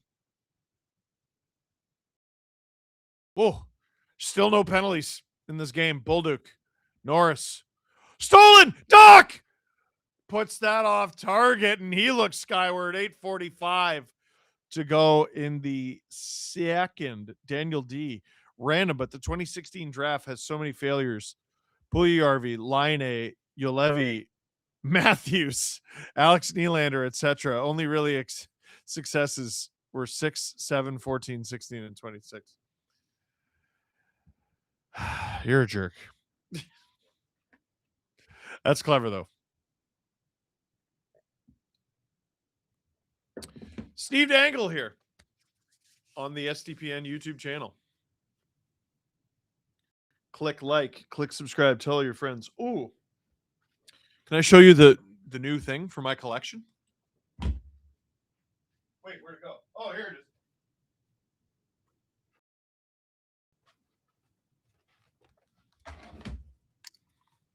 I think Drew's going to like it. Oh, your daily dose of kale. It does not come with a new shoulder, but what I could do is open the box, which you know I don't like doing, take the shoulder off this one and mail it to the Avalanche.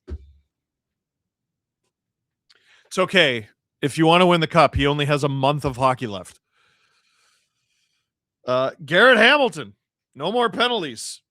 Too many last game. Yeah, maybe they just used it all up. Do you have a picture with Kale? So here's how many interviews I've done in my life. I do, but I didn't know.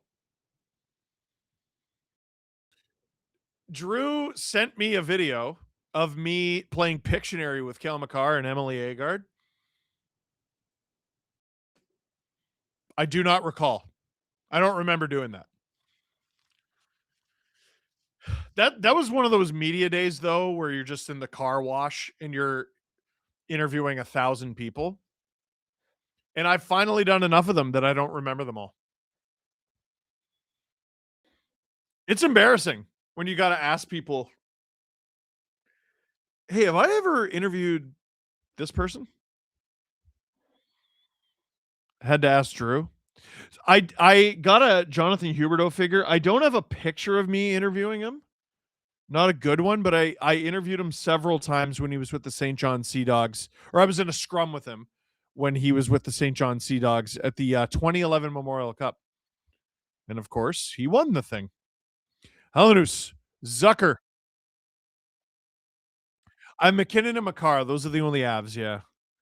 Doc, can't gain the zone.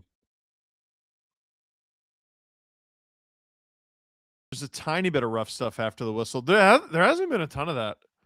Most overrated D-man in the league, says Dan Patrick. Ooh. But enough about Quinn Hughes. Ooh. Ooh.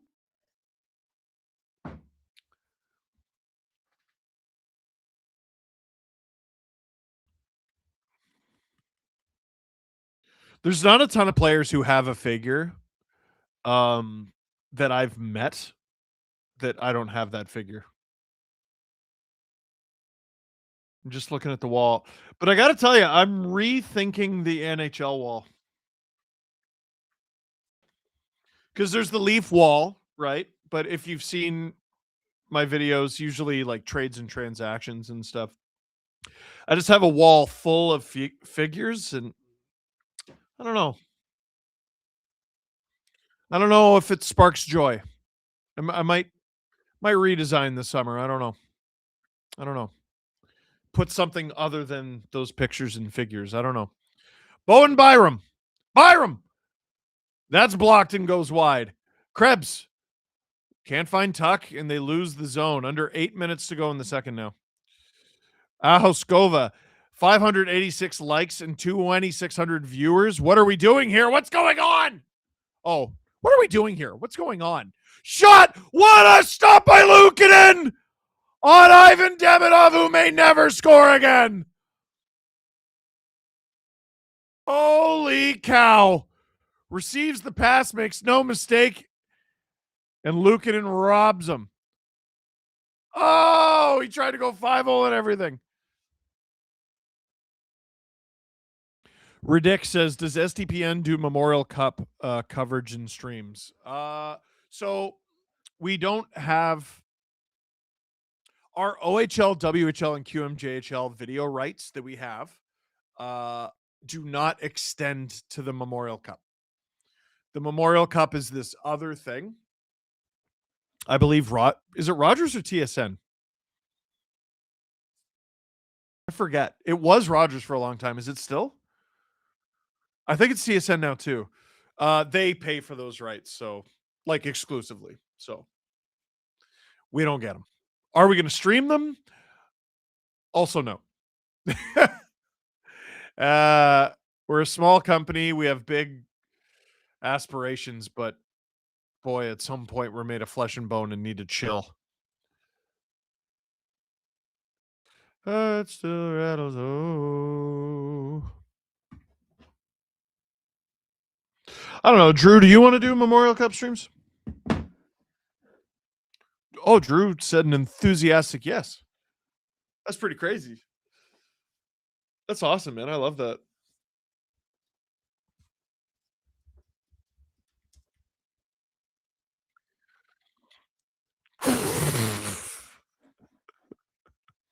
I was trying to no sell Drew and it didn't work. You're just too gosh darn funny.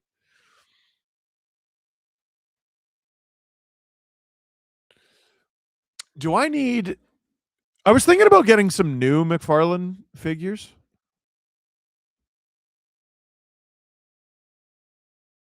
Because, like, I have some old ones. Like, I have a Buffalo Jack Eichel. I have the original Sidney Crosby one. There's been several Crosbys since. I was thinking about... Well, no, I'm obviously keeping the original. Oh, the team they were on when you talked to them.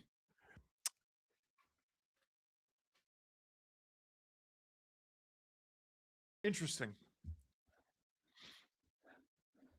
Oh, Hudson, another great pass to no. Wide open net, he misses. That was blocked and he missed wide. Hudson. Oh, what a spin at the blue line. Quinn loses his stick. Anderson is blocked. The Sabres get out of it, and they might have had a breakaway if Quinn had a stick. Dobson. This is a great counterpunch from Montreal. Shot. Stopped by the glove of Luukkonen. Licksa. At this rate, how far away are we from an off-season video from the Montreal War Room discussing the need to trade Demidov a la Seguin from 2013? Tyler Seguin's 2013 playoff run is crazy if you go and look at it. Like, here, wait.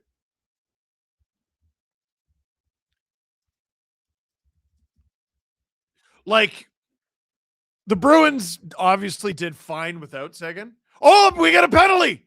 First one of the game. When is the Memorial Cup? That's a good question.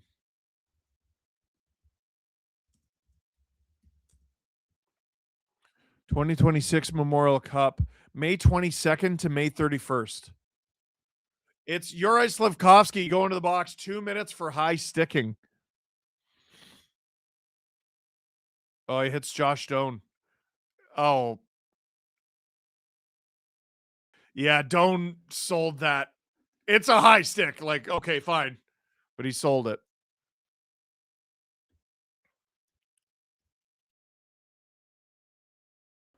How do I do? Oh, okay. Seguin's playoff stats from 2013. This is exactly when you do not trade a player. He played 22 games, only had 1 goal, 7 assists for 8 points. Sucks, right? Sucks. He had 70 shots. He had 1 goal on 70 shots. So when they talk about Demidov and, oh, is this a Bruins thing? That's actually a great comparison. Because Seguin was the most snake-bitten player in the entire world. Those playoffs. Here comes Tage Thompson. Tage Thompson, a little give and go. Gets it around to Josh Doan. Matheson, stolen from Doan. Doan, stolen from Matheson and down the ice. 6:36 to go in the second. 1:25 to go in the power play. Sid having an A and not the C feels weird. It's so weird. Do a then and now wall. Oh, that's an interesting idea. Dano dives to block the pass. Gooley. Sabres get it. Thompson in the corner, having trouble with it, but he gets it to Quinn. Quinn, Thompson. Quinn. Darlene, Thompson. Whoop, flubbed it, gets it back. Darlene. Lots of time to work here still. 45 seconds. Thompson, Quinn. Quinn in front! Oh, it's deflected just wide by Benson, I think. Darlene hands it off. It's in front. Oh, I thought he had Doan there. Benson in front! That stopped somehow. Darlene Thompson! That's blocked by Josh Anderson and sent down the ice. What a PK. Under 20 seconds to go in this power play. 15 now. Darlene with it in his own end. There's still time to do some damage here for Buffalo. Darlene to a streaking McLeod. 5 seconds. McLeod, stop by Dobish, directed wide and sent down the ice.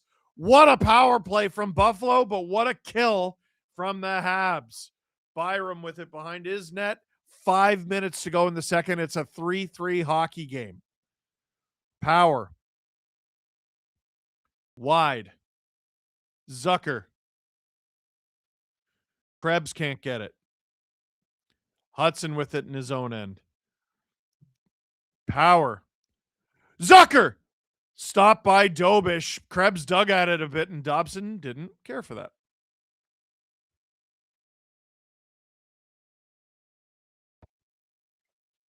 Drew says he's down for 5 OTs tonight. Drew's wrong.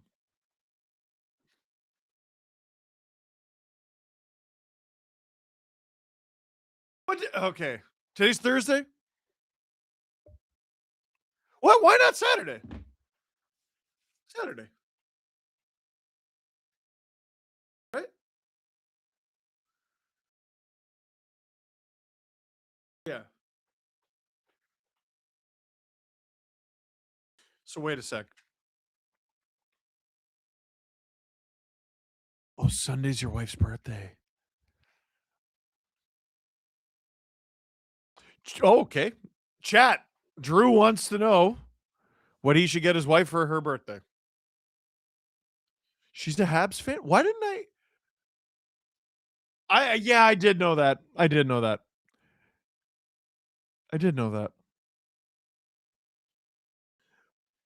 Let's see here.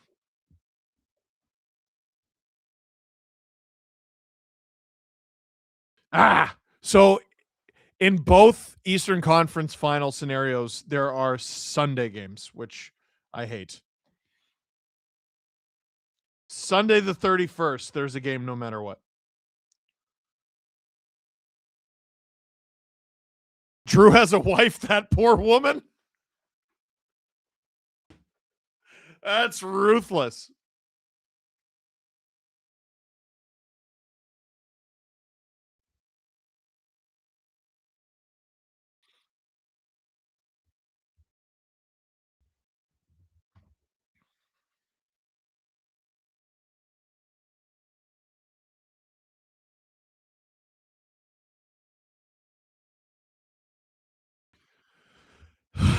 Get her an Avs jersey. Yeah, just get her a Patrick Waugh. Or Brett Kulak. Face off in the Habs zone. Norris. Again, Benson helps Norris with a face-off win. Benson blocked. Gets it back. Benson. Blocked again. That's some good work there from Gooley all the way up at the point. Norris. Doan has no idea where the puck is, so Slavkovsky is able to get it, no problem. Well, okay, now he's got some problems.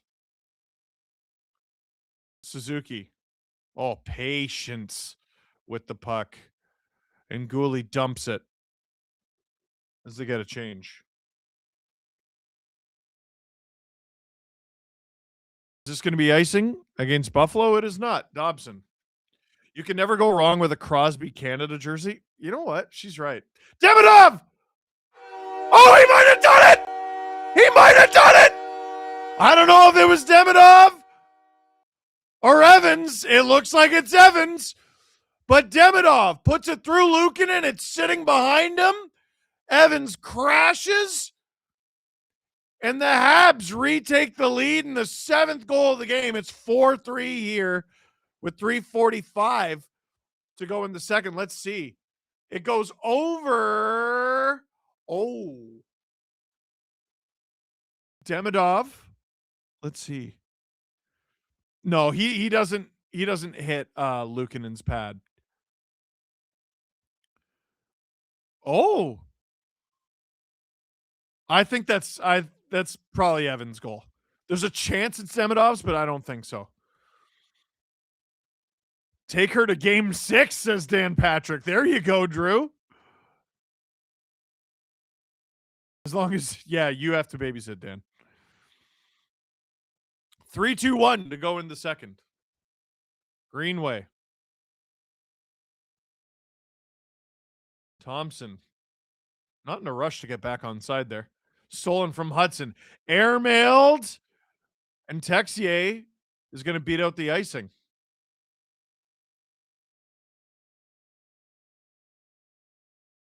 Under 3 minutes to go in the second. Centered. Evans. It's Demidov right back to work.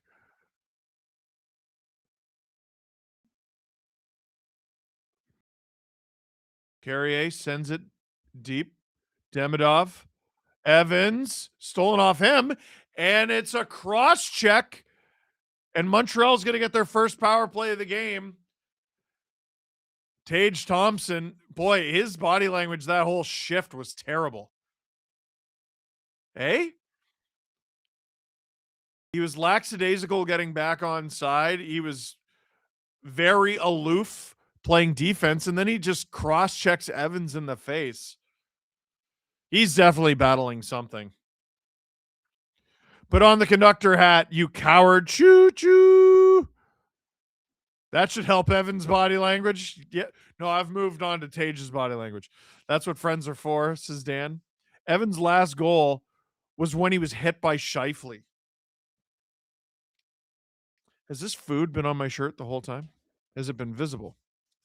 Slafkovsky in front. One-timer from Nick Suzuki. And he makes no mistake. It's a 2-goal lead for Montreal with 2:27 to go in the second. The captain blasts it home. It's 5-3 now, our 8th goal of the night. This game's been busted wide open again.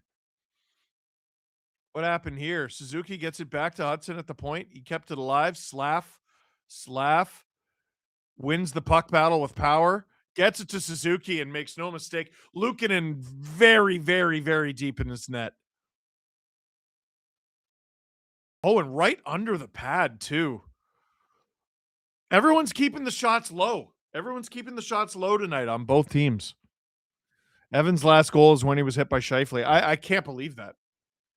And now the Sabres have found themselves in a bit of a hole. They started the period so well. Shen down the ice. Carrier has Zucker on him. Great job by Zucker. Texier takes it, though. Hands it off to Matheson. Back to Carrier. 4th of the playoffs for Nick Suzuki. Down the ice. Noticeably quieter in Buffalo right now. Power. Takes a hit to make a play. Now here comes Helenus. Helenus on the loose. Bats it out of the air. Back to the point. Slav takes it. And now this is 2-on-2. Suzuki and Caulfield. Suzuki goes wide on purpose to get it to Caulfield. Back to Slav. Suzuki in a battle with Byram. Caulfield tries to get it to Slav. Doesn't work. Dahlin trips off the back of the net. Allez, allez, allez, allez, Montreal, says Francois Labelle. Hudson's 10th assist, unbelievable. He does love himself an assist. Krebs. Tuck gets it to the point. Norris on. That's blocked. Imagine Buffalo gets one back before the end of the period. Imagine they tie it. I'd believe just about anything. This game's unhinged. Luukkonen. I wonder if Luukkonen comes out to start the third. Shots 21-16 for Montreal. Benson, who's looked electric tonight. They got to get him the puck a little bit more. Newhook pinning him to the boards. Ingrid says, come on, seriously, Habs. Benson, almost gets it to Doan.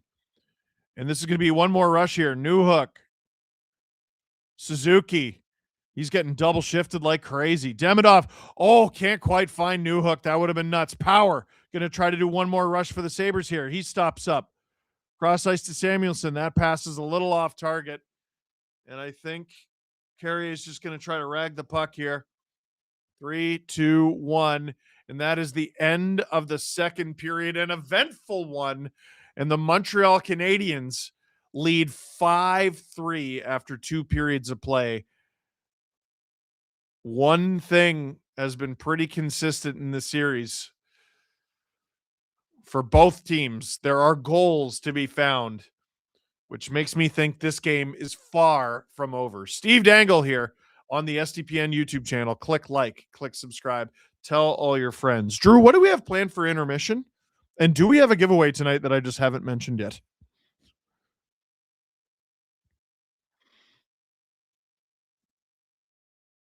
Do we have clip? Do we have trivia? Oh, it's just a clip. I'm okay with that. Are we about to see another 6-9 game? Nice. Damn, I hate Montreal so much. Buff time to turn feral, says Dan. Oh my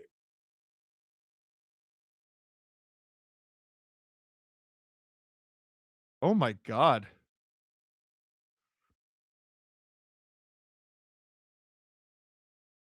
I'm sorry that happened, Real J Bots. That's friggin' awful. I hope you don't mind me not reading it out loud.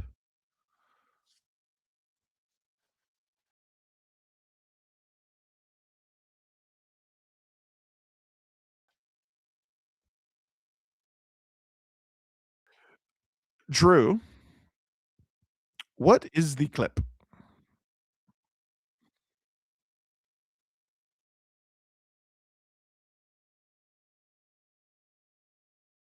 We talked about that?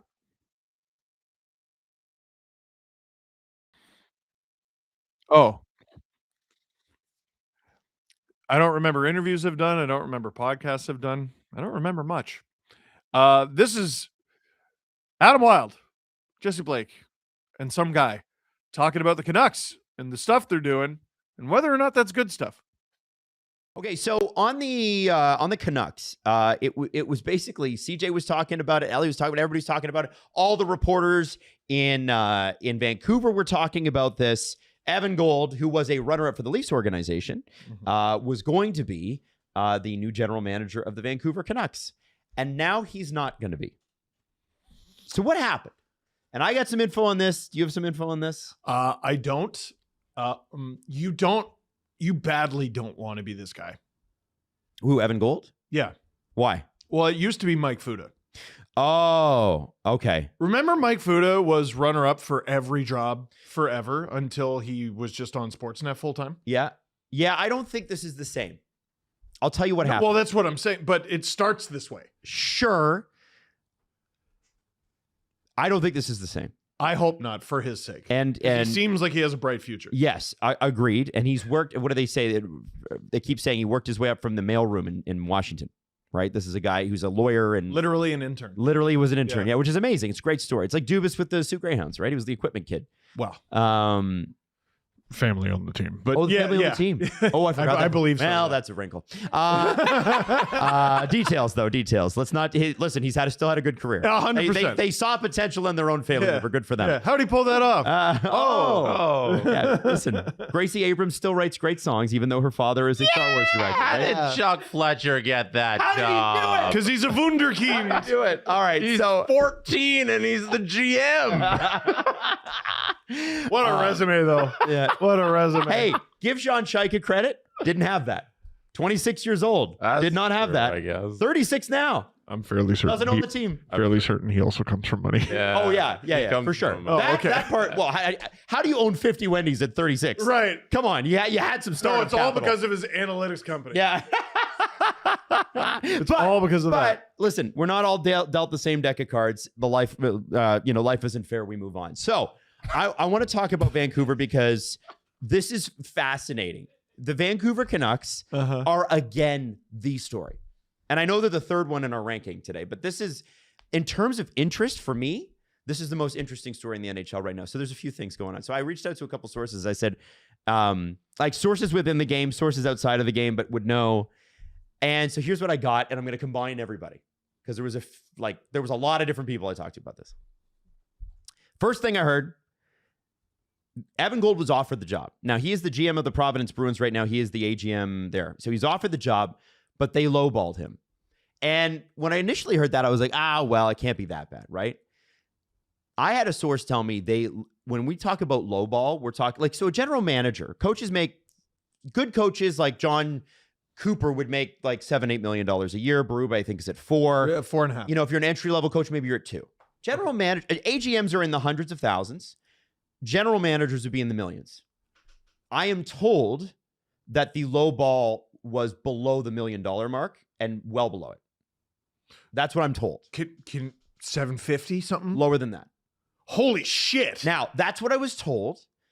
Haven't been able to confirm totally. So but less than NHL min. we're talking a low ball thing. And the philosophy from the Canucks was, listen, you have worked your way up. You've done a very good job. But we are not we're not your come in and get rich. Come in, prove yourself, and then we'll pay you. And we'll pay you the big bucks. They don't know who they are, eh? Well, so then there's other things that go along with this too, because the Canucks don't have the same R&D staff and analytics staff, and that's well reported on. They don't have a practice facility. Well, that's different. So we'll get to that too. Okay. They don't have the same R&D staff and that sort of thing. They also don't have a team that didn't finish Steve, you last. got to let me finish. You got to No, let me no. finish this Sorry, I'm sentence. trying Let to me finish this All sentence. right. So they don't have the same R&D staff. They don't have the same analytics staff. They don't even have access to the same computer programs that most teams have. We're talking for prospects and analytics, okay? And so Rutherford is still involved. Okay. And he's still making a lot of money. Uh-huh. Okay? He's still involved, and he's a consultant, executive consultant. The Sedins play into this because they cost a lot of money to bring both of them in. And Evan Gold wanted to come in and say, all right, there's a lot of guys here that are not my guys, and I want to bring my team in, as a general manager would. Uh-huh. And so what was happening was, not only was he evidently lowballed, that's the story, but also that the tab for severance of people that have been with the organization was going to be very expensive. And there's 2 names I can give you that Give it you to me. wanted to bring over from Boston. Okay, what do you got? Their director of analytics, I'm going to butcher his last name, but it's Jeremy Rogalaski, I believe is his last name. That sounds great. Director of analytics, and Jamie Langenbrunner, the AGM. Yes. There's 2 guys he wanted to have Boston relieve of their contracts. You got to pay Boston, get them out of their contracts, and they have to say yes, and then bring them over to Vancouver. So it was going to be very expensive. So the offer's low, then you got severance packages, then you got to buy people out of their contracts, right?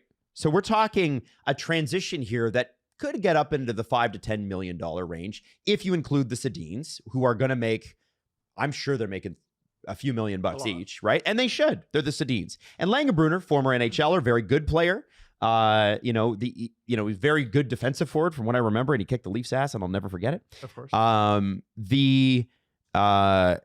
So then you've got something else, and this is the part that I didn't know. There are 3 Aquilini brothers. Francesco's the one we hear about. Oh my God, there's more than one? Yes, but they're very different people. They're all real estate developers, but they're very different people. My understanding is Paolo and Francesco are not on the same page, and that there's a potential buyout in the works, and that you think about, okay, what did Utah go for 3 years ago? Was it $1 billion?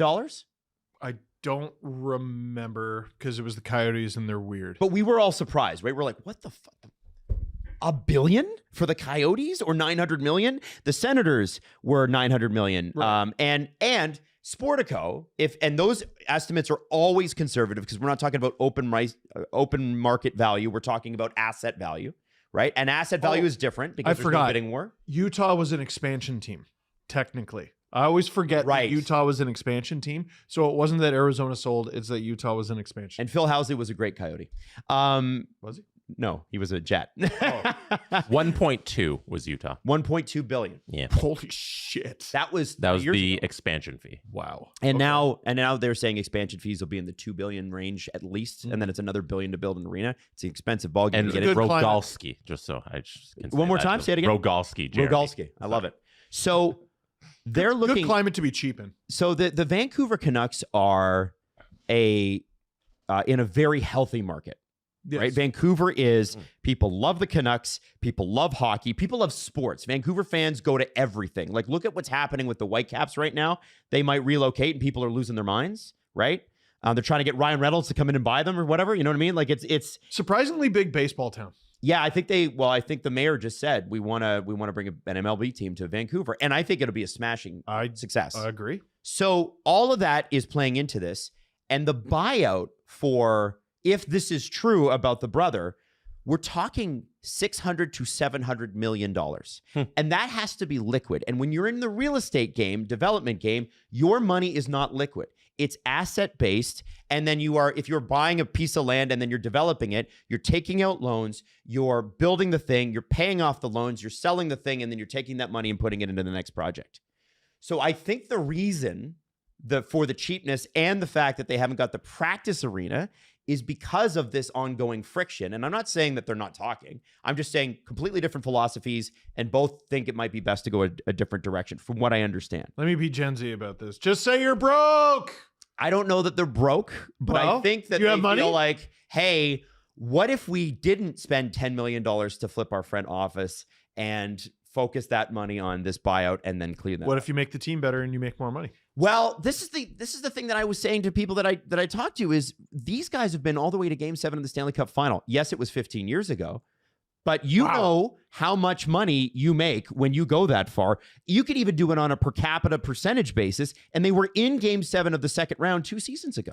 So you know how much money that could bring in. That $10 million, like we saw with Rogers with baseball, that could turn into $100 million. It could turn into quite a bit of money. But they know that they're a few years away from that. Right. So you're going to stay a few years away from that. If you just leave the Sedins to drown. They also like this Ryan Johnson guy. I'm told he's a smart guy. The thing is that I've heard good things also. The criticism, though, is that it's not a fresh pair of eyes. And sometimes you do need a fresh pair of eyes. I don't know how it's going to work, but that seems to be the scenario. And this is piecing together. Make a decision. And right? now you're Ryan Johnson, and you're the guy that they've anointed you already. They like for the last couple of years, like, this guy's great, he's awesome. Let's hire Evan Gold. Actually, you know what, Ryan? It's you. That you talk about the Oilers being sloppy. That's sloppy. Incredibly well, and also like we have Rick Tocchet, and we're going to replace him with guy who coached with Rick Tocchet. Oh, and also we're firing him now. In your life, have you ever seen a coach actively leave a team when they wanted to re-sign him? I've never seen that. I feel like there's one on the tip of my tongue. It's very rare. It's rare. Was Waugh fired or did he leave? I don't know. He left the Avalanche. Oh, yeah, maybe it was a difference of opinion or something. Weird. The Avs were a bit of a mess before Sakic got in there. In part because of him. Yeah, fair enough. But it's rare. So that apparently is most of what's happening in Canuck land right now, and that's why it's such a confusing mess. Isn't that crazy? And they lowball this guy. Yeah, but okay, so then they lowball him. Part of me wonders, okay, so you've got Ryan Johnson in there. You clearly like him, and you were going to bring in Evan Gold. And then if you bring in Evan Gold, Ryan Johnson probably goes, well, okay, they're not going to hire me, and he leaves. Mm-hmm. So how serious and committed were they to Evan Gold? Because I feel like, Jess, and you're going on this track I think here at too. the end of the day, this was kind of always their guy. Yeah. If they could sneak in Evan cheaply and with no extra baggage in disrupting the rest of the league and their organization, they just have him in there and then he can run things and everything will be smooth, then they would have done it. But I think in the end, they're probably really happy with the guy they got. I think they are Now- too. I think they really like him. Yeah. And you better be happy with the guy they got, or they're going to revoke your credentials. Kick Exactly. you out of the game mid-game. Yeah. Yeah. Because So they're really cool. I support the Canucks. You know, Yeah. this is a great move. They are a great organization. They have done no wrong. Yes, master, you are amazing. Jesus. You're doing great, Francesco. We all love you and always have. Please don't kick us out. Well, we haven't been, so we don't really need. I've need to been. worry. Oh, have you been? I've been to Rogers Place. Yeah, it's gorgeous. Very nice region. I've been. Never for a Canucks game though. There was you guys ever heard of the Olympics? Sorry. So Tiny little tournament. it's a fascinating. Yeah. So I'm the only one that hasn't been. Yeah. Piece of crap. Wow. Yeah, Terrible. good. Skill issue. That's true. You know what? I have not spent enough time in Vancouver in my life. Every time I'm there, I'm like, this is the most gorgeous city in the world, and I don't know why I'm not here more. It's Vancouver, Seattle. Like, here's the thing. You know how they used to talk about how Florida was a sleeping giant if they could ever get their shit together? What, the Panthers? Yeah, the Panthers. That they were going to be. Right. Everybody's going to want to sign there. Both of those franchises, if they could ever get their shit together, because the Seattle does not. They just hired actually a firm that John Shake is associated with to do the full look at the organization, which is also interesting. If those two teams ever got it together, holy shit! That'd You're be not. so You're gonna have good. to pry people out of there. Be so good if who is the company the Canucks just hired? The Chaikas in I can look it up. I don't even. But it'd be remember. great if their advice was, we, after forensic audit of your organization, we think the best path forward is trade all your good players to the Leafs. I think that'd be great. Yeah. I want it. Yeah, I listen. I think sleeper sell John Shaika. Mhm. And by the way, the reason we're saying Shaika is a lot of people said Shaika, and we did up until recently. We were corrected. It is Shaika with an I, like Shaika. See what I'm Like saying? with an eye. CHI emoji. Ka. I'm not surprised that Vancouver landed on an internal hire of Johnson and promoting two legends of their organization, and Henrik and Daniel, and that's going to be their new front office. Like Yeah. this all in the end came out very standard. Mm. We should say, I actually don't have a problem with where this ended, but how it got there is Pierre a Dorian tad was ridiculous. a side quest. What? How did we get here? I don't get it. Yeah. Hey, did you like the thing you just watched? Was it hilarious? Steve Dangle here on the SDPN YouTube channel. Click like. Click subscribe. What's the next line? Tell all your friends. Yo, can I tell you all something that's just gonna melt your little brain? There's a brand new Alan Walsh client, a noted client. It is Vladimir Drevetsky. Vladimir Drevetsky. He's a right-handed defenseman, I believe, for the Brantford Bulldogs. So I looked him up on Hockey TV. And here's what's crazy. There's another Vladimir Drevetsky. And I go, I wonder if he's related. Yeah, it's his dad. His dad played pro hockey, won a bunch of championships in Czechia. This is Vladimir Drevetsky Jr.'s draft year. His dad's 40.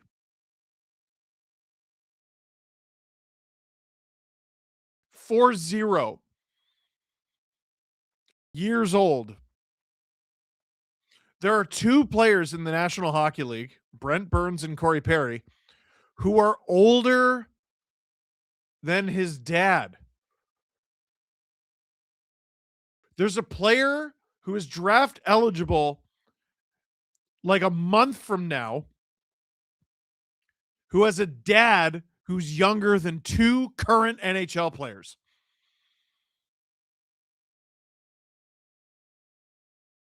He is only 2 years older than Steve Dangle.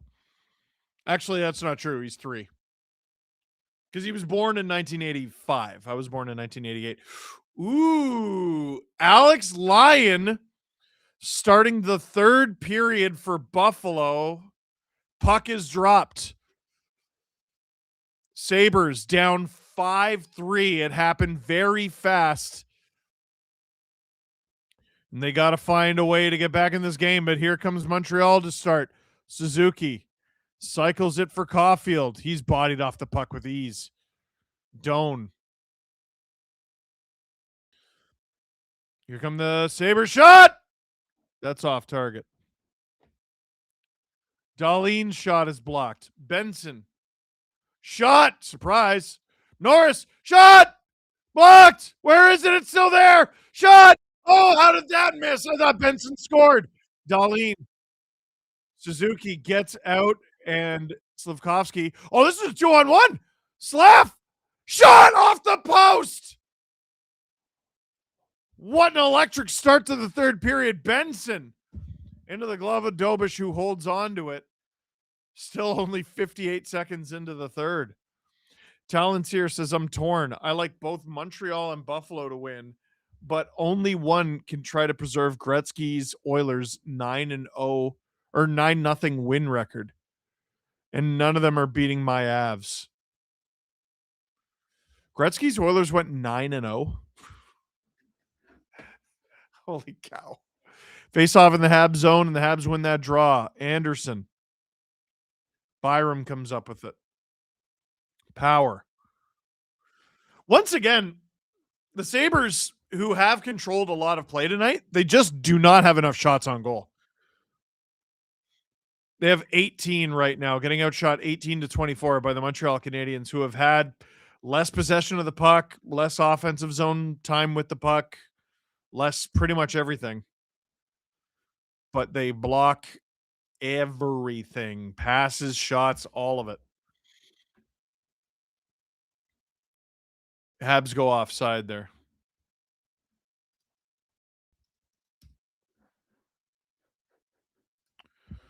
Here's what I'm going to look for. What are the blocks at?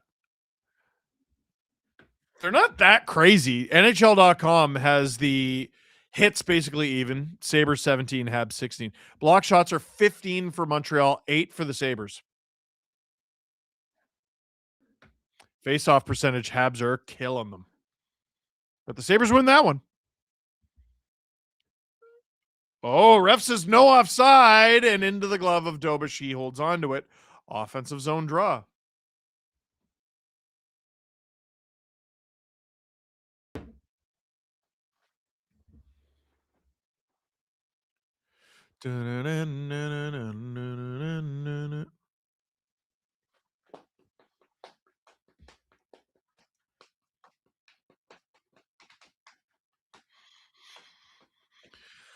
$18-10 left in the third. And that's what's remaining for the Sabres to tie it up. Lots of hockey left, especially for a team with the offense of the Buffalo Sabres. They have an offensive zone draw here. Norris wins it back. What a move there from Dahlin. Bomb from Samuelson. Where's that? There's a rebound. Puck is bobbling. Carrier gets rid of it. And Demidov has a lane. Oh, he drives the net. He bashes into Lyon. And there's going to be a penalty here. And it's, I believe, a cross-check against the Sabres. Demidov, this is his best game of the playoffs for my money, is driven into Lyon by Dahlin, which is why he wasn't completely mobbed. He drives the net, and he's cross-checked to the ice by Dahlin.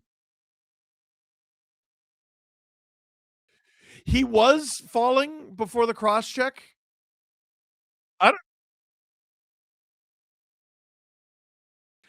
don't think he bashes into Lyon that hard if he's not cross-checked. He's trying to cut across the goal mouth. And I can't tell if he's just leaning his weight to cut or if he's falling or both.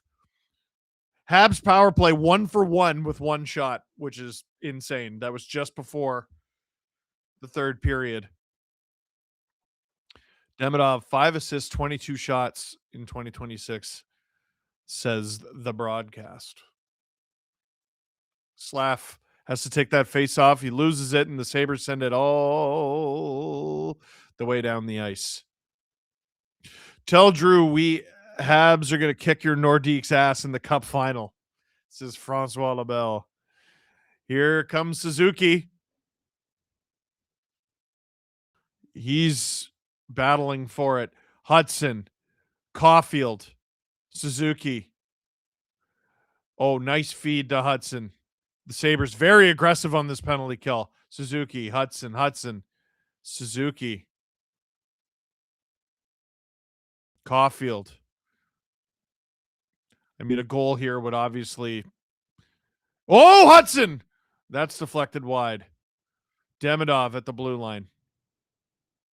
Hudson. That pass or shot does not get through. Demidov on! Oh, I think he was looking for a rebound to Caulfield. Doesn't quite get it. Demidov walking the blue line.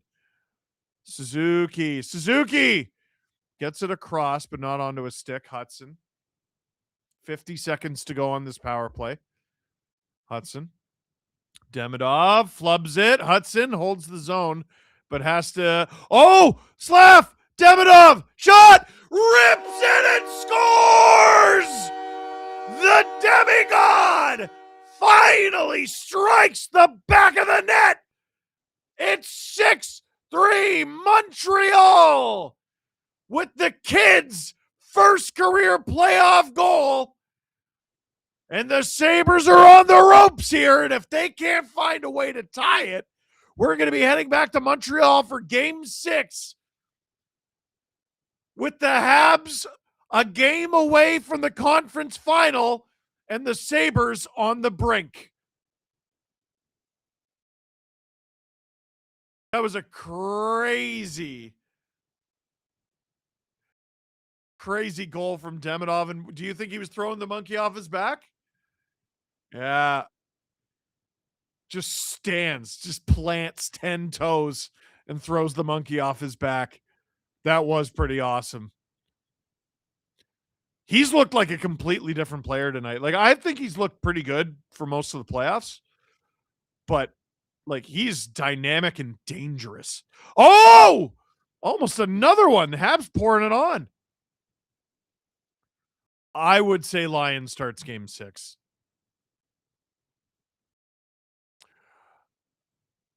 Francois Labelle says, oh, yeah. Talons here says, history lesson for some folks. Gretzky's Oilers won 9 straight in the playoffs before losing 1. The Hurricanes are 1 win away from tying the record. That's crazy. Danault chasing down Dahlin around. Tuck through his legs to McLeod. McLeod to Tuck. Batted away. Danault through the neutral zone. Texier. The Habs just blocking everything, but McLeod getting active. Shen up the ice. Is that not well offside? Here are the Sabres. Tage Thompson shoots. Stopped by Dobish. I thought that snuck under him. 14:59 still to go in the third, but the Sabres need to get going quick here because they need 3 goals just to tie it. That's Thompson's second shot of the game, by the way. That's his second anything. He doesn't have a block. He doesn't have a hit. He does have a 2-minute minor that the Habs scored on. And if I sound like I'm being hard on Tage Thompson, that's because he's on my fantasy team and he sucks. Just knock it off. Simply knock it off.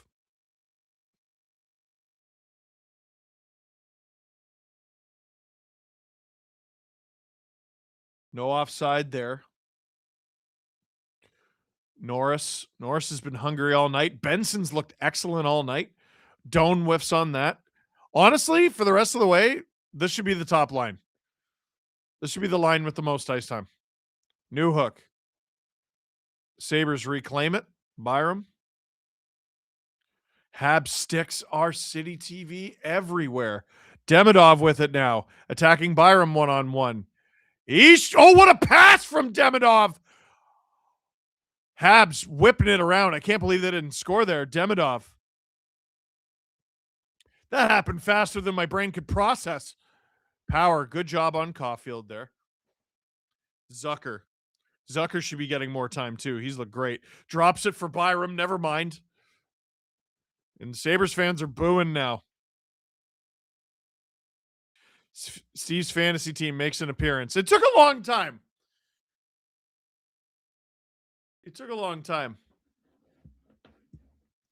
Francois Lebel. Habs logo can spell choo-choo. Avs can spell ass. Never too early to start a personal friendly rivalry, Drew. Hey. I guess you're right. Ooh, how do you say broom in French? I feel like we looked this up before. And I forgot.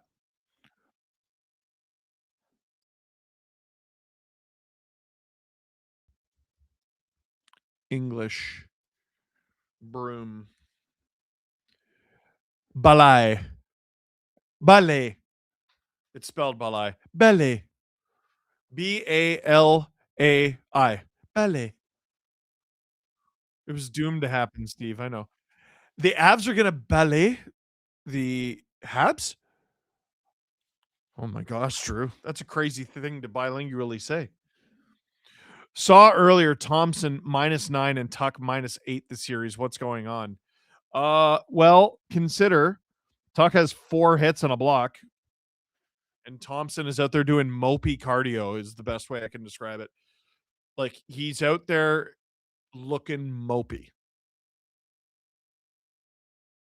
It's not great. Jacques Bisson sent 5 SDPN memberships. Merci beaucoup. You are a legend. How do I say legend? Why is the Marlies roster? Oh, here it is. Legend. Sorry. Legend.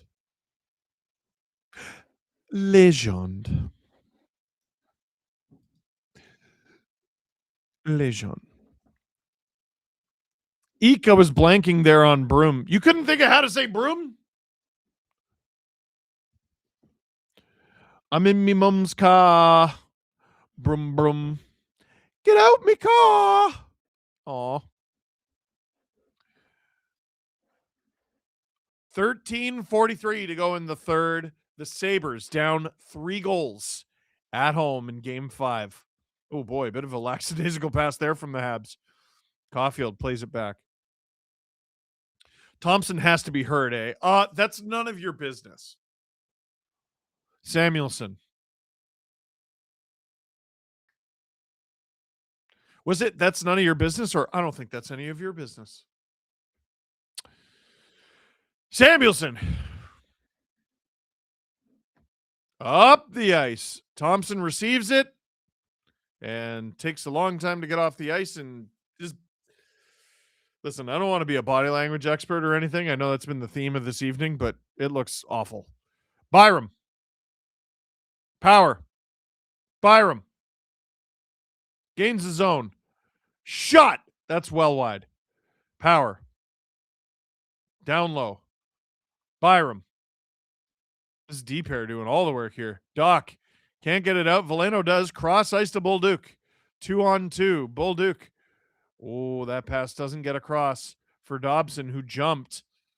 And if I'm Martin St. Louis, I'm going back to the when he gets back to the bench, I'm like, maybe don't pinch.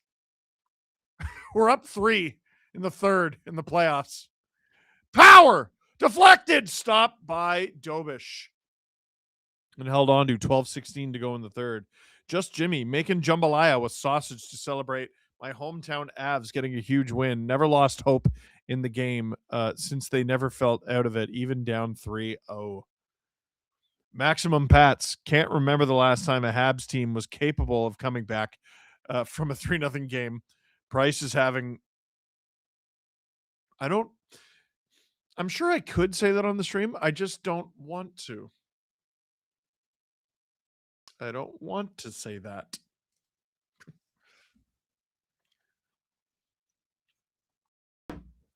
Sabres win that draw. Oh, what a shot. Wow. That came out of nowhere from Peyton Krebs, but not the back of the net. 12 minutes to go in the third. If you want some quick math, the Sabres need a goal every 4 minutes. Big brain. Which, if you've been watching this game, 3 goals in 12 minutes is actually downright reasonable. Jack Quinn turned right around. Boy, the Habs parking the bus this aggressively. I don't know how you get 3 goals here. Crash says fetus. Says, Lord have mercy. I'm about to ole.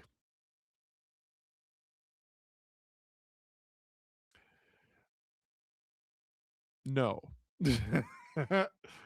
Power. Haunus. He should be getting more ice time too. Byram. Power! It's loose in front. Demidov clears it to Power. Power. Haunus. He's on the loose.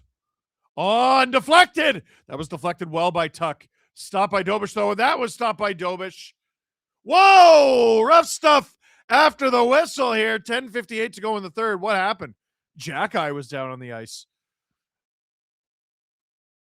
Grilling up some Montreal-style beef kebabs up here in Calgary. Hashtag go Habs go.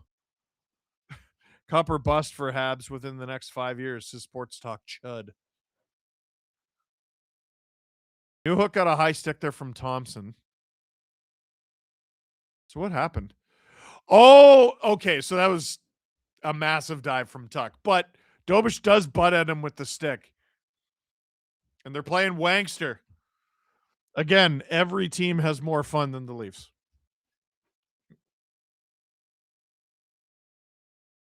No penalty, though.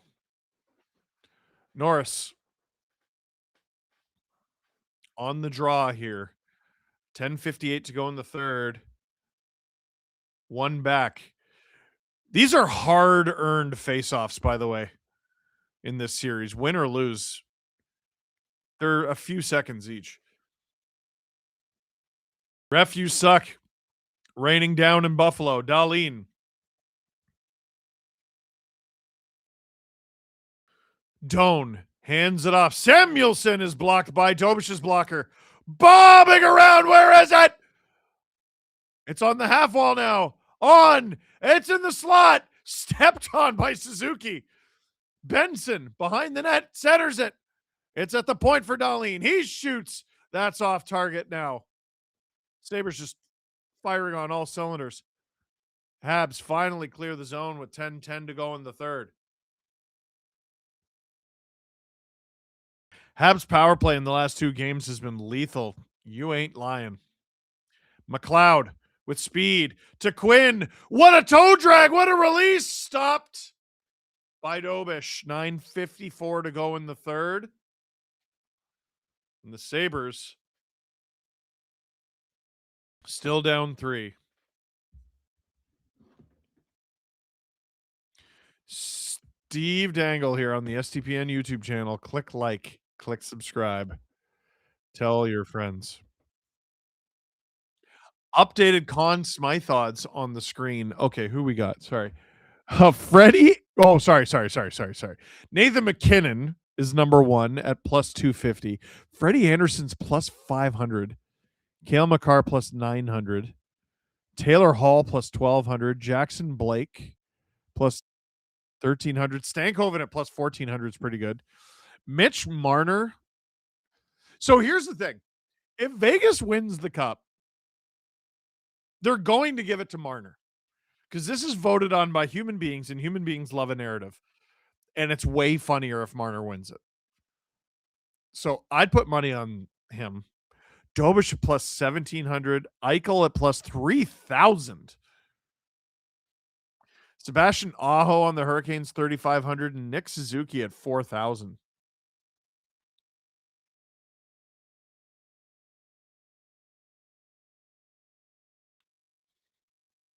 I don't hate Stankoven. You're right. Jose Avila. Didn't see this train coming. Choo choo. I like a do the cha cha.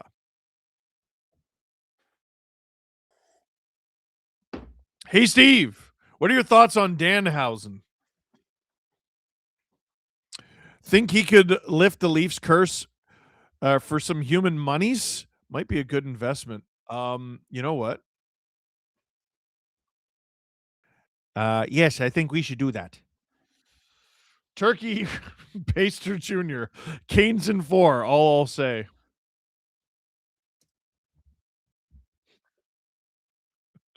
All I'll say.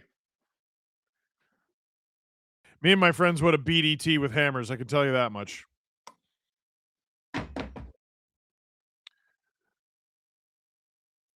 Shut up.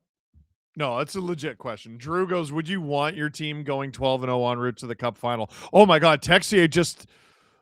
Oh dear, is Power hurt? Power went down really hard into the boards.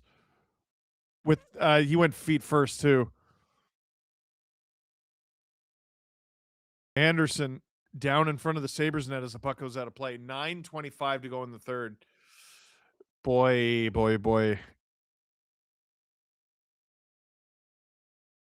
Is he all right? Oh, his knee and his ankle.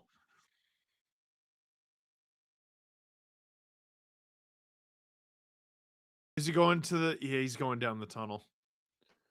He's played really well too. The fact he's like up and skating around and moving and walking, I think he'll be okay. But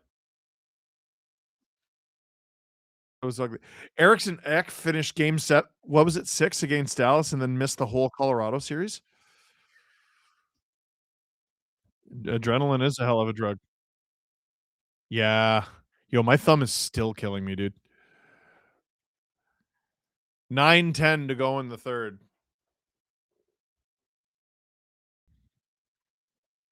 Yeah, you don't want your team going 12-0 because you want them to have some adversity. I understand that.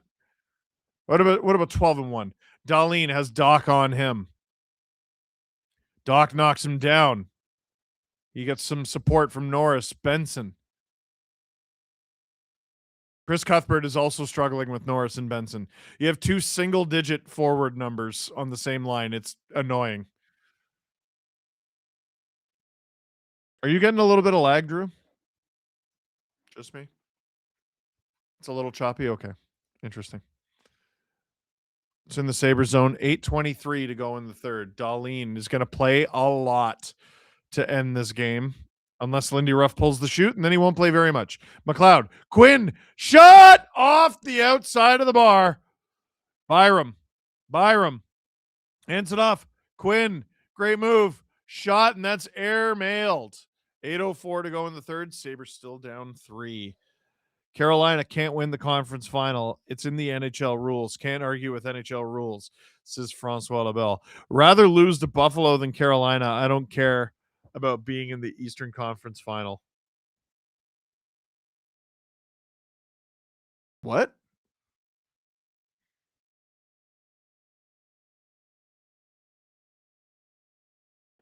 Like there's more pride in losing to Buffalo than Carolina?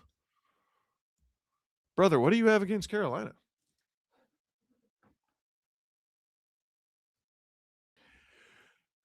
$8:04 to go in the third. Dano against Tuck. I want my team in the Eastern Conference final.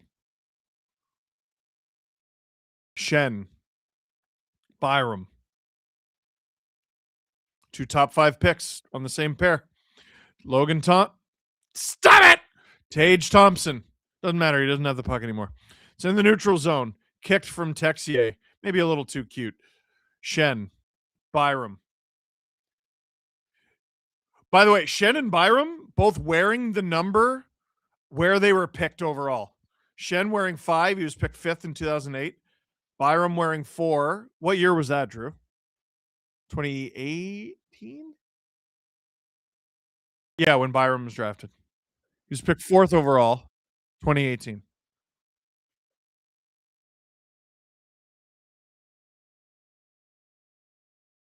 Krebs cycles it. They need a goal this shift or it's basically over.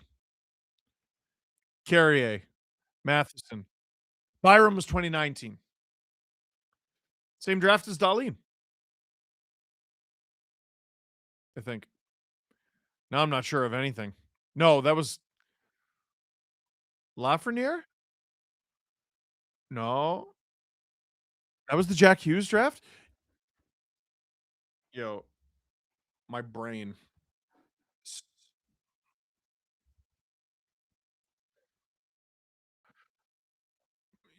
Bowen Byram, 4th overall pick, 2019. From Cranbrook, BC. He's had a great season. 11 goals, 31 assists, 42 points. 6 points in 10 games heading into this one.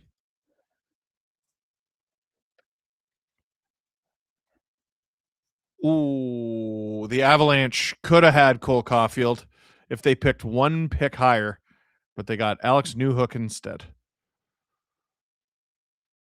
Hand it off. Shot! That's off target. 6:29 to go in the third.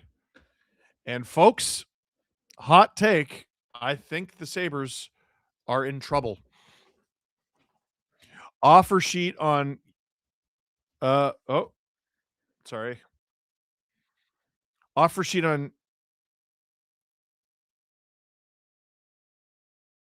who's KK? Kotkaniemi? Offer sheet on Kotkaniemi. It's NC, so they add a third K. Oh, that's terrible. I walked right into that. Oh.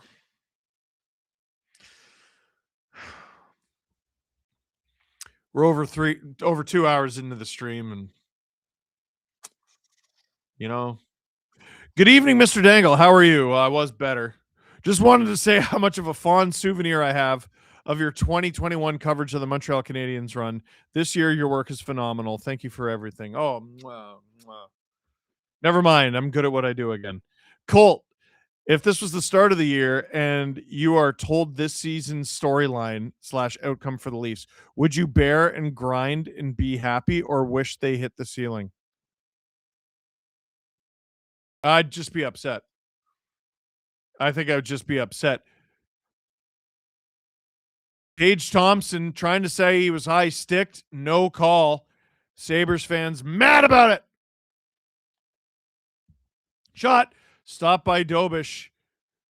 You can tell it was a flop because he's not even complaining. He did just spit, though.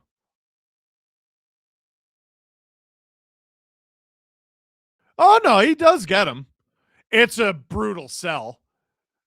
It's like the stick at the side of the face softly, and Tage goes, it is a sell, but also it is high sticking. Purple People Eaters, Habs are greater than the Sabres.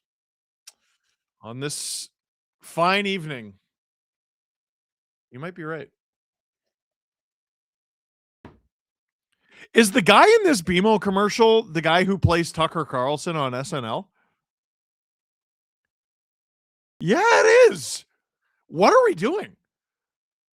What are we doing here? What's going on?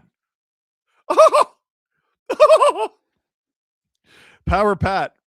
Caulfield wearing the draft rank of Suzuki, 13, and Suzuki wearing the amount of teams that passed on Caulfield, 14. You're all friggin' silly.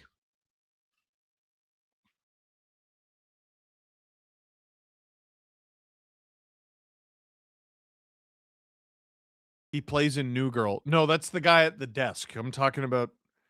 This is actually a star-studded BMO commercial. Like, if we're being honest here, it's a BMO commercial that could be on IMDb. All 3 games I've watched this series, 6 Habs goals. Says Daniel. Well, Habs fans need to get you to watch Game 6.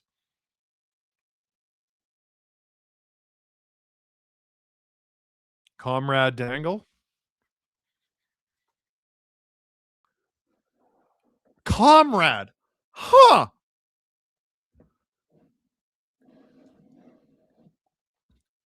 Dangling. Kind of like the hammer and sickle.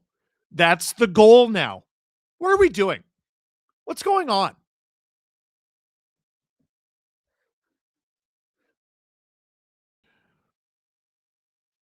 Steve should be covering the Marlies. I don't disagree. But there's 24 hours in a day. Kane, if I were the Sabres and wanted to win, I'd simply put the puck in the net. They don't get it. Like, look, right there, Dobich stopped it. Just put it around him. Watch all of the remaining games of the Habs, please. Yeah, that is literally the plan. Empty net for the Sabres with over 5 minutes left in the third. Habs clear it.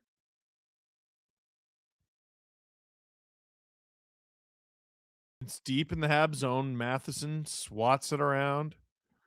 Darlene, that shot doesn't get through. It's crazy how well Dobich has settled into this game after allowing 3 goals on the first, I think, 6 shots. Shot from Tuck. That's blockered away. Byram. Darlene. I think that was a fake shot. McLeod. Ooh, that pass is broken up all the way down the ice.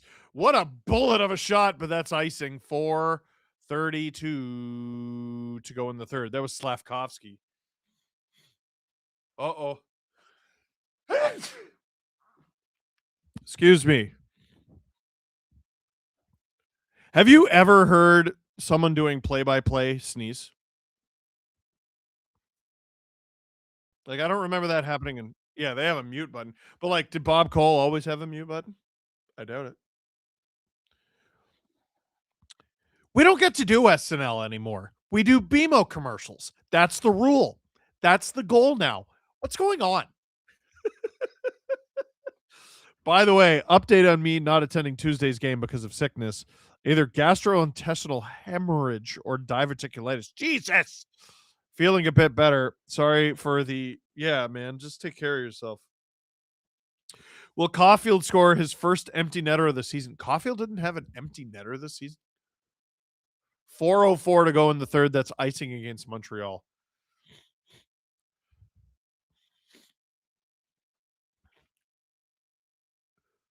The Buffalo Sabres used to get shots. Now they don't. Huh. It's the best impression SNL has had in a very long time. 3 goals and 4 shots, then 30 consecutive saves. Is that what it was? Can someone buy me a new Habs jersey? The Dobich one I got is cursed because he let up 3 when I wore it and has a shutout without it on. 260 US wasted. Oh, and then he said shutout. Watch, Sabres are about to score this shift. Madnoid. Oh, Madnoid's doing the wave. You guys all got to do the...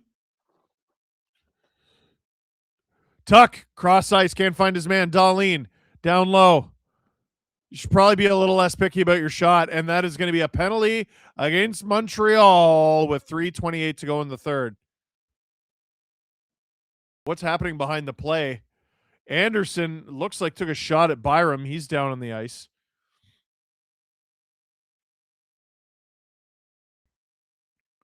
Ooh. There's a lady near a microphone who said a bad word. Hudson going to the box for, is that a trip? It is a cross check.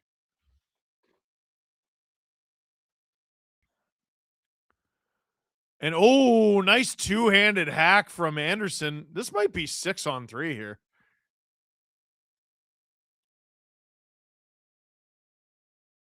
.328 to go in the third. Honestly, what Anderson did, 6-on-3 would be fun, but what Anderson did is so much worse than what Hudson did. Hudson. This is going to be 6-on-3 here.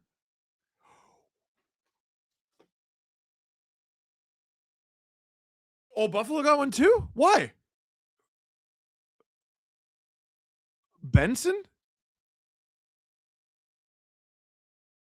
Is that what they said?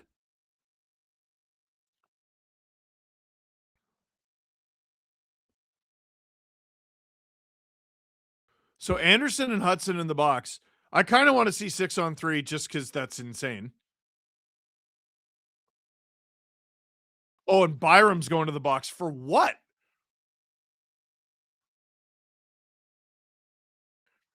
That's a massive break. Well, I was going to say if it's 6-on-3,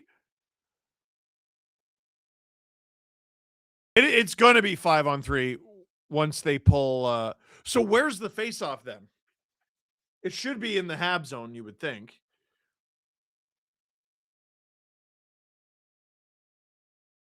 Yeah, but there was the other penalty also, right? So the Sabres have 6 guys. And the Habs have 4. What are we doing? What's going on? So it's, I guess it's coincidental. So 6-on-4. If it was 6-on-3, brother, this game's not over. It might still not be over. Darlene Quinn loses it in the official skates. Cleared down the ice. Here comes 3 goals in 3 minutes like last night, says Turkey Baster Jr. Honestly, maybe. Oh, the wave again. You got to do the wave in the chat. Tage Thompson hands it off to Josh Doan. Darlene Quinn down low. Benson. Quinn. Benson in front. You guys should probably shoot, eh? Doan. Dobish just stopped 30 straight shots. Tage Thompson down low. Doan. Oh! What a stop from Dobish. 2 stops from Dobish. Habs clear it down the ice. Is this going to be on target? It's not. Goes just wide. 2:20 to go in the third. Darlene. Oh, that's a pick. Oh, yeah. Darlene snowed Dobish, and then Dobish had a little whack at him. And the Sabres are going to take advantage of the numbers here. There's 6 of them and 4 of the Habs. Yeah, watch the fine. Watch the fine. What's that? You got to give Darlene a penalty? Unsportsmanlike? I don't know.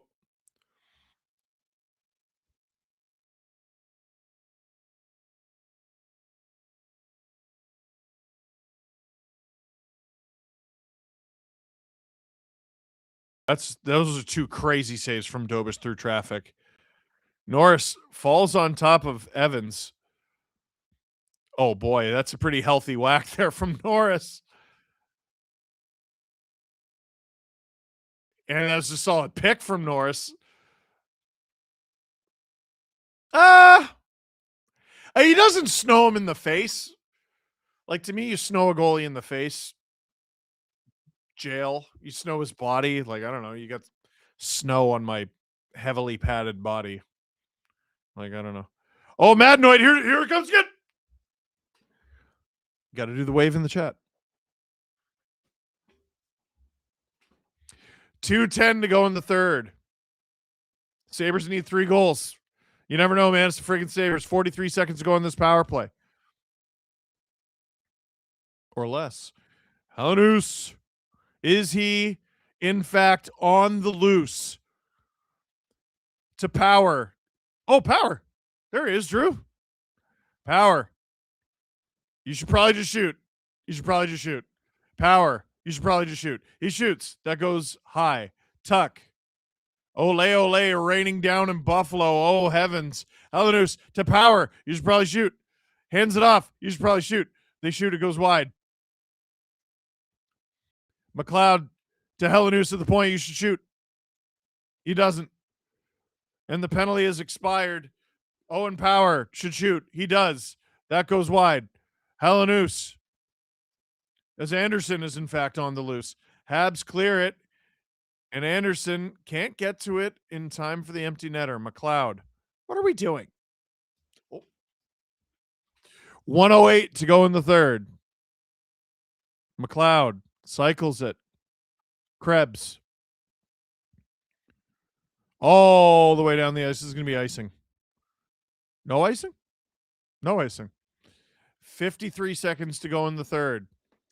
Folks, I'm not sure Buffalo's going to tie it. Jack Quinn. Oh, hand it off. Samuelson. Norris misses that pass to Dahlin. Hey, at least you didn't score on your own net. Under 30 seconds to go. Lots and lots of Habs fans in the lower bowl. Thompson, Tage with it. Down low. Shen. Luke Shen. Blocked. Shen. Clear high stick. 7.5 seconds to go in the third. Give St. Louis some credit for not pulling Dobish. No one would have blamed him. Eh? What was it? 3 goals on 4 shots? And the third one was hot dog ass. You could be perfectly justified. Like, if he pulls Dobish, does anyone even go, oh, come on now? I know he's been great, but, like, that was a terrible start to the game. Stopped 31 straight shots. There needs to be a rule where if you have a man advantage and the surplus man jumps in a scrum, it's an automatic 2. Controversial but needed. I don't disagree at all. Greenway throwing a punch after the final buzzer. Not too much going on. Oh, maybe there is. Come on, cameraman.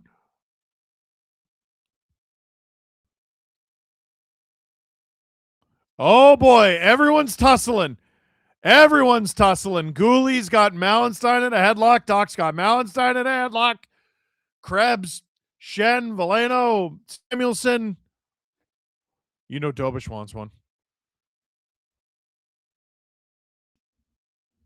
Oh, there's still some stuff going on. It's Bull Duke with Krebs. Don't do anything stupid. Oh, Shen and Jack-Eye going at it pretty well. Luke Shen, over his NHL career, has been in a bunch of fights and gotten beaten up in a lot of them. And I respect the hell out of him for it. He's always willing to go. He's going with Arbor Jack-Eye right now. That's an older player in this league going, you know what? I feel like winning. This guy wants to go. I'll friggin' go him. DJ, every time I hear Helenus, my brain scrambles it into some guy named Christian Huselius. Former 3rd overall pick, I believe. Dobish is one of the most vocal goalies I've ever seen. The Montreal Canadiens. Thanks a lot to that guy right there, Ivan Demidov.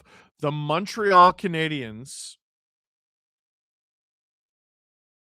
win game 5. Wife is asking me to take the dog out. Oh, one last time. Every playoff series got to have a little hate. Well, this series has some. The Montreal Canadiens win 6-3 in game 5.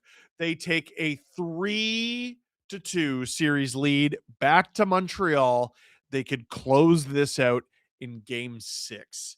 Did we just see the final game played in Buffalo this season, or is this the start of a continuation of a very special story that we've had so far this season in Buffalo? Steve Dangle here on the SDPN YouTube channel. Click like, click subscribe, tell your friends. Hey, have you clicked like yet?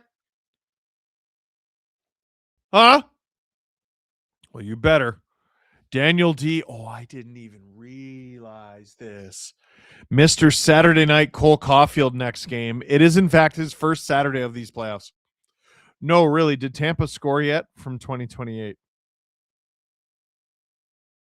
What are we doing? That Jennings, willing to spend $10 to hear you say you wish the Leafs had these kinds of vibes. Don't make me sad. I badly wish the Leafs had these kinds of vibes. Maybe we can get back to that soon. Hi, Steve. Started reading Terry Punch-Out today. That's awesome. Searching for Terry Punch-Out is an excellent novel by an excellent author by the name of Tyler Hellard. I'll tell us. Of course the Habs could win on Saturday during my wedding. Oh, no. Oh, important update from Just Jimmy. My jambalaya is delicious.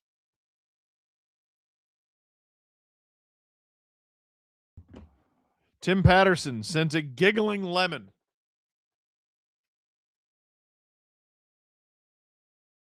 Adam is live already because game 6 of Vegas Anaheim is on right now. If Anaheim wins, we get game 7, and that's always fun. If Vegas wins, they punch their ticket to the Western Conference Final. For the first time in Mitch Marner's career, I had to say it. I had to say it. The narrative lives on. So, my friends, I'm so glad you were here with us tonight. And you don't have to go anywhere, because Adam is streaming right now here on the SDPN YouTube channel. My friends, for now, that is it for this one. Thank you very much for watching. Click like if you liked the stream. Click subscribe if you really liked it. Tell your friends. I'll see you Saturday.